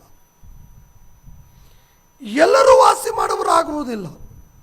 ಹೀಗೆ ಎಲ್ಲರೂ ನೋಡಿ, ಎಲ್ಲರೂ ಮೂಗುಗಳೋ, ಎಲ್ಲರೂ ಮೂಗಾಗ್ಬಿಟ್ರೆ ಸಭೆಯಲ್ಲಿ ಕನ್ಯಾರು, ಎಲ್ಲರೂ ಕಣ್ಣಾಗ್ಬಿಟ್ರೆ ಬಾಯಾರು. ಹಾಗೆ ದೇವರು ತನ್ನ ಇಚ್ಛಾನುಸಾರವಾಗಿ ಸಭೆ ಕ್ಷೇಮಾಭಿವೃದ್ಧಿಗಾಗಿ ಆ ಆಫೀಸ್ ವರ್ಕ್, ಆ ವರವನ್ನು ಕೊಟ್ಟು ಕೆಲವರನ್ನು ಪ್ರವಾದಿಗಳಾಗಿ, ಕೆಲವರನ್ನು ಅಪೋಸ್ತಲನಾಗಿ, ಕೆಲವರನ್ನು ಸುವಾರ್ತಿಕರಾಗಿ, ಕೆಲವರನ್ನು ಪಾಸ್ಟರ್ಸ್ ಆಗಿ, ಕೆಲವರನ್ನು ಉಪದೇಶಕರನ್ನಾಗಿ, ಹೀಗೆ ಅವರವರಿಗೆ ಸೀಮಿತವಾದ ಆಫೀಸ್ ಕೆಲಸವನ್ನು ಕೊಟ್ಟು ದೇವರು ಸಭೆ ಕ್ಷೇಮ ಅಭಿವೃದ್ಧಿಗಾಗಿ ಇಟ್ಟಿದ್ದಾನೆ. ದೇವರಿಂದ ನೇಮಿಸಲ್ಪಟ್ಟವರು ಕೆಲವರು ಪ್ರವಾದಿಗಳು ಬೈಬಲ್ನಲ್ಲಿ ಇದ್ದಾರೆ. ಪೌಲು ಸ್ವತಃ ತಾನು ಕೂಡ ಒಬ್ಬ ಪ್ರವಾದಿ. ಪೌಲು ಸೀಲರು ಅವರು ಕೂಡ ಪ್ರವಾದಿ. ಬರ್ನಬಾ ಕೂಡ ಪ್ರವಾದಿ. ಹೀಗೆ ಪೇತ್ರನು ಕೂಡ ಪ್ರವಾದಿಯಾಗಿ ಅನೇಕ ಸರ್ತೆ ಪ್ರವಾದನೆಯ ವಾಕ್ಯಗಳು ಬರೆದಿದ್ದು ತಾವು ಹೇಳಿದ್ದನ್ನು ಕೂಡ ನಾವು ನೋಡುತ್ತೇವೆ. ಅವರು ಅಪೊಸ್ತಲರು ಹೌದು, ಪ್ರವಾದಿಗಳೂ ಹೌದು, ಸುವಾರ್ತಿಕರೂ ಹೌದು, ಉಪದೇಶಕರೂ ಹೌದು ಮತ್ತು ಸಭಾಪಾಲಕರೂ ಹೌದು ಎಂಬುದಾಗಿ ನಾವು ಅಲ್ಲಲ್ಲೇ ಅವರ ಜೀವಿತದಲ್ಲಿ ಸೇವೆ ಕ್ಷೇತ್ರ ಮಾಡಿದ ಸಂಗತಿಗಳನ್ನು ನೋಡ್ಕೊಂತ ಹೋಗ್ಬೋದು. ಹಾಗಾಗಿ ಇಲ್ಲಿ ನಾವು ನೋಡ್ತಕ್ಕದ್ದು ಏನು ಪ್ರಿಯರೇ ಅಂದರೆ, ಯಾರಿಗೆ ದೇವರು ಪ್ರವಾದಿಯಾಗಿ ನೇಮಿಸಿದಾನೋ ಅವನು ಮಾತ್ರ ಪ್ರವಾದಿ. ಉಳುಕಿದವರು ಪ್ರವಾದಿಯಾಗಿ ನಟಿಸುವಂಥ ಕುರಿವೇಷದಲ್ಲಿರುವಂಥ ತೋಳುಗಳು, ಇವ್ರ ವಿಷಯದಲ್ಲಿ ಜಾಗೃತಿಯಾಗಿ ಇರಬೇಕು. ನೀನು ಪ್ರವಾದಿಯಾಗಿರ್ಬೋದು, ನಾನು ಅಪೊಸ್ತಲನಾಗಿರ್ಬೋದು, ನೀನು ಪ್ರವಾದಿಯಾಗಿರ್ಬೋದು. ಯಾವ್ಯಾವ ವರ ಕೊಟ್ಟಿದ್ದಾನೆ, ಆ ಪವಿತ್ರಾತ್ಮನು ಯಾವುದು ಆಪರೇಟ್ ಮಾಡ್ತಿದ್ದಾನೆ, ಅದರಲ್ಲಿ ಪವಿತ್ರಾತ್ಮನ ಹತ್ರ ಕೂತ್ಕೊಂಡು ಪ್ರಾರ್ಥನೆ ಮಾಡಿ ಆತನ ಆಳ್ವಿಕೆಯಲ್ಲಿ ಹೋಗೋದು ಭಾಳ ಉತ್ತಮ. ಇಲ್ಲೇ ಏನೋ ಬುಡುಬುಡಿಕೆ ಹೇಳಿದಂಗೆ ಹೇಳ್ಕೊಂತ ಎಲ್ಲರೂ ಪ್ರವಾದಿಗಳಾಗ್ತಿದ್ದಾರೆ. ದಟ್ ಇಸ್ ನಾಟ್ ಕರೆಕ್ಟ್, ಅದು ಸರಿ ಅಲ್ಲ. ಇನ್ನೊಂದು ವಚನದ ಪ್ರಕಾರ ಹೋಗೋದಾದರೆ, ಇದು ಪ್ರಕಟಣೆ ಗ್ರಂಥದ ಪ್ರಕಾರ ಯಾರ್ಯಾರು ಕ್ರಿಸ್ತನ ಬಗ್ಗೆ ಸಾಕ್ಷಿ ಹೇಳ್ತಾರೋ ಅವರೆಲ್ಲರೂ ಪ್ರವಾದಿಯ ಅಥವಾ ಪ್ರವಾದನೆಯ ಆತ್ಮ ಹೊಂದಿದವರೇ.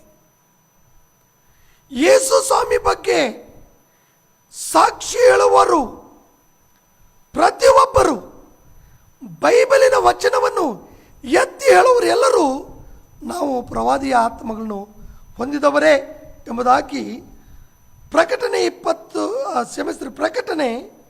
19ನೇ ಅಧ್ಯಾಯ 10ನೇ ವಚನದಲ್ಲಿ ಸ್ಪಷ್ಟವಾಗಿ ಹೇಳಲ್ಪಟ್ಟಿದೆ. ಯೇಸುವಿನ ವಿಷಯವಾದ ಸಾಕ್ಷಿ ಪ್ರವಾದನೆಯ ಆತ್ಮವೇ ಅಂತೇಳಿ. ನನಗೆ ಯೇಸುವಿನ ವಿಷಯವಾದ ಸಾಕ್ಷಿ ಹೇಳ್ತಾ ಇದ್ರೆ ಅಥವಾ ಈ ವಚನಗಳು ನಾನು ಎತ್ತಿ ಹೇಳ್ತಾ ಇದ್ರೆ ನನಗೆ ಪ್ರವಾದನೆಯ ಆತ್ಮನೇ ಇದೆ ಎಂಬುದಾಗಿ ಅರ್ಥ. ಇನ್ನೊಂದು ಸ್ಪೆಷಲಿ ಆಗಿ ವಿಶೇಷವಾಗಿ ಅದಕ್ಕಾಗಿಯೇ ದೇವರು ಸೇವೆಗೆ ಕೂಡ ಕರೆದು ಪ್ರವಾದಿಯಾಗಿ ಕೂಡ ನೇಮಿಸಿರ್ತಾನೆ. ಅವಾಗ ಕೂಡ ಆತನು ಪ್ರವಾದಿಯಾಗಿರ್ತಾನೆ. ಇದು ಹೌದೋ ಅಲ್ಲವೋ ಅನ್ನೋದು ಪ್ರಾರ್ಥನೆ ಪೂರ್ವಕವಾಗಿ ನಾವು ದೇವರ ಸನ್ನಿಧಾನದಲ್ಲಿ ಕೂತ್ಕೊಂಡು ಈ ವರ ಇದೆಯಾ ಇಲ್ಲವೋ, ನನಗೆ ದೇವರು ಈ ಕೆಲಸಕ್ಕೆ ಕರೆದಿದ್ದಾನೋ ಇಲ್ಲವೋ ಅಂತೇಳಿ ಹೋದರೆ ಉತ್ತಮ.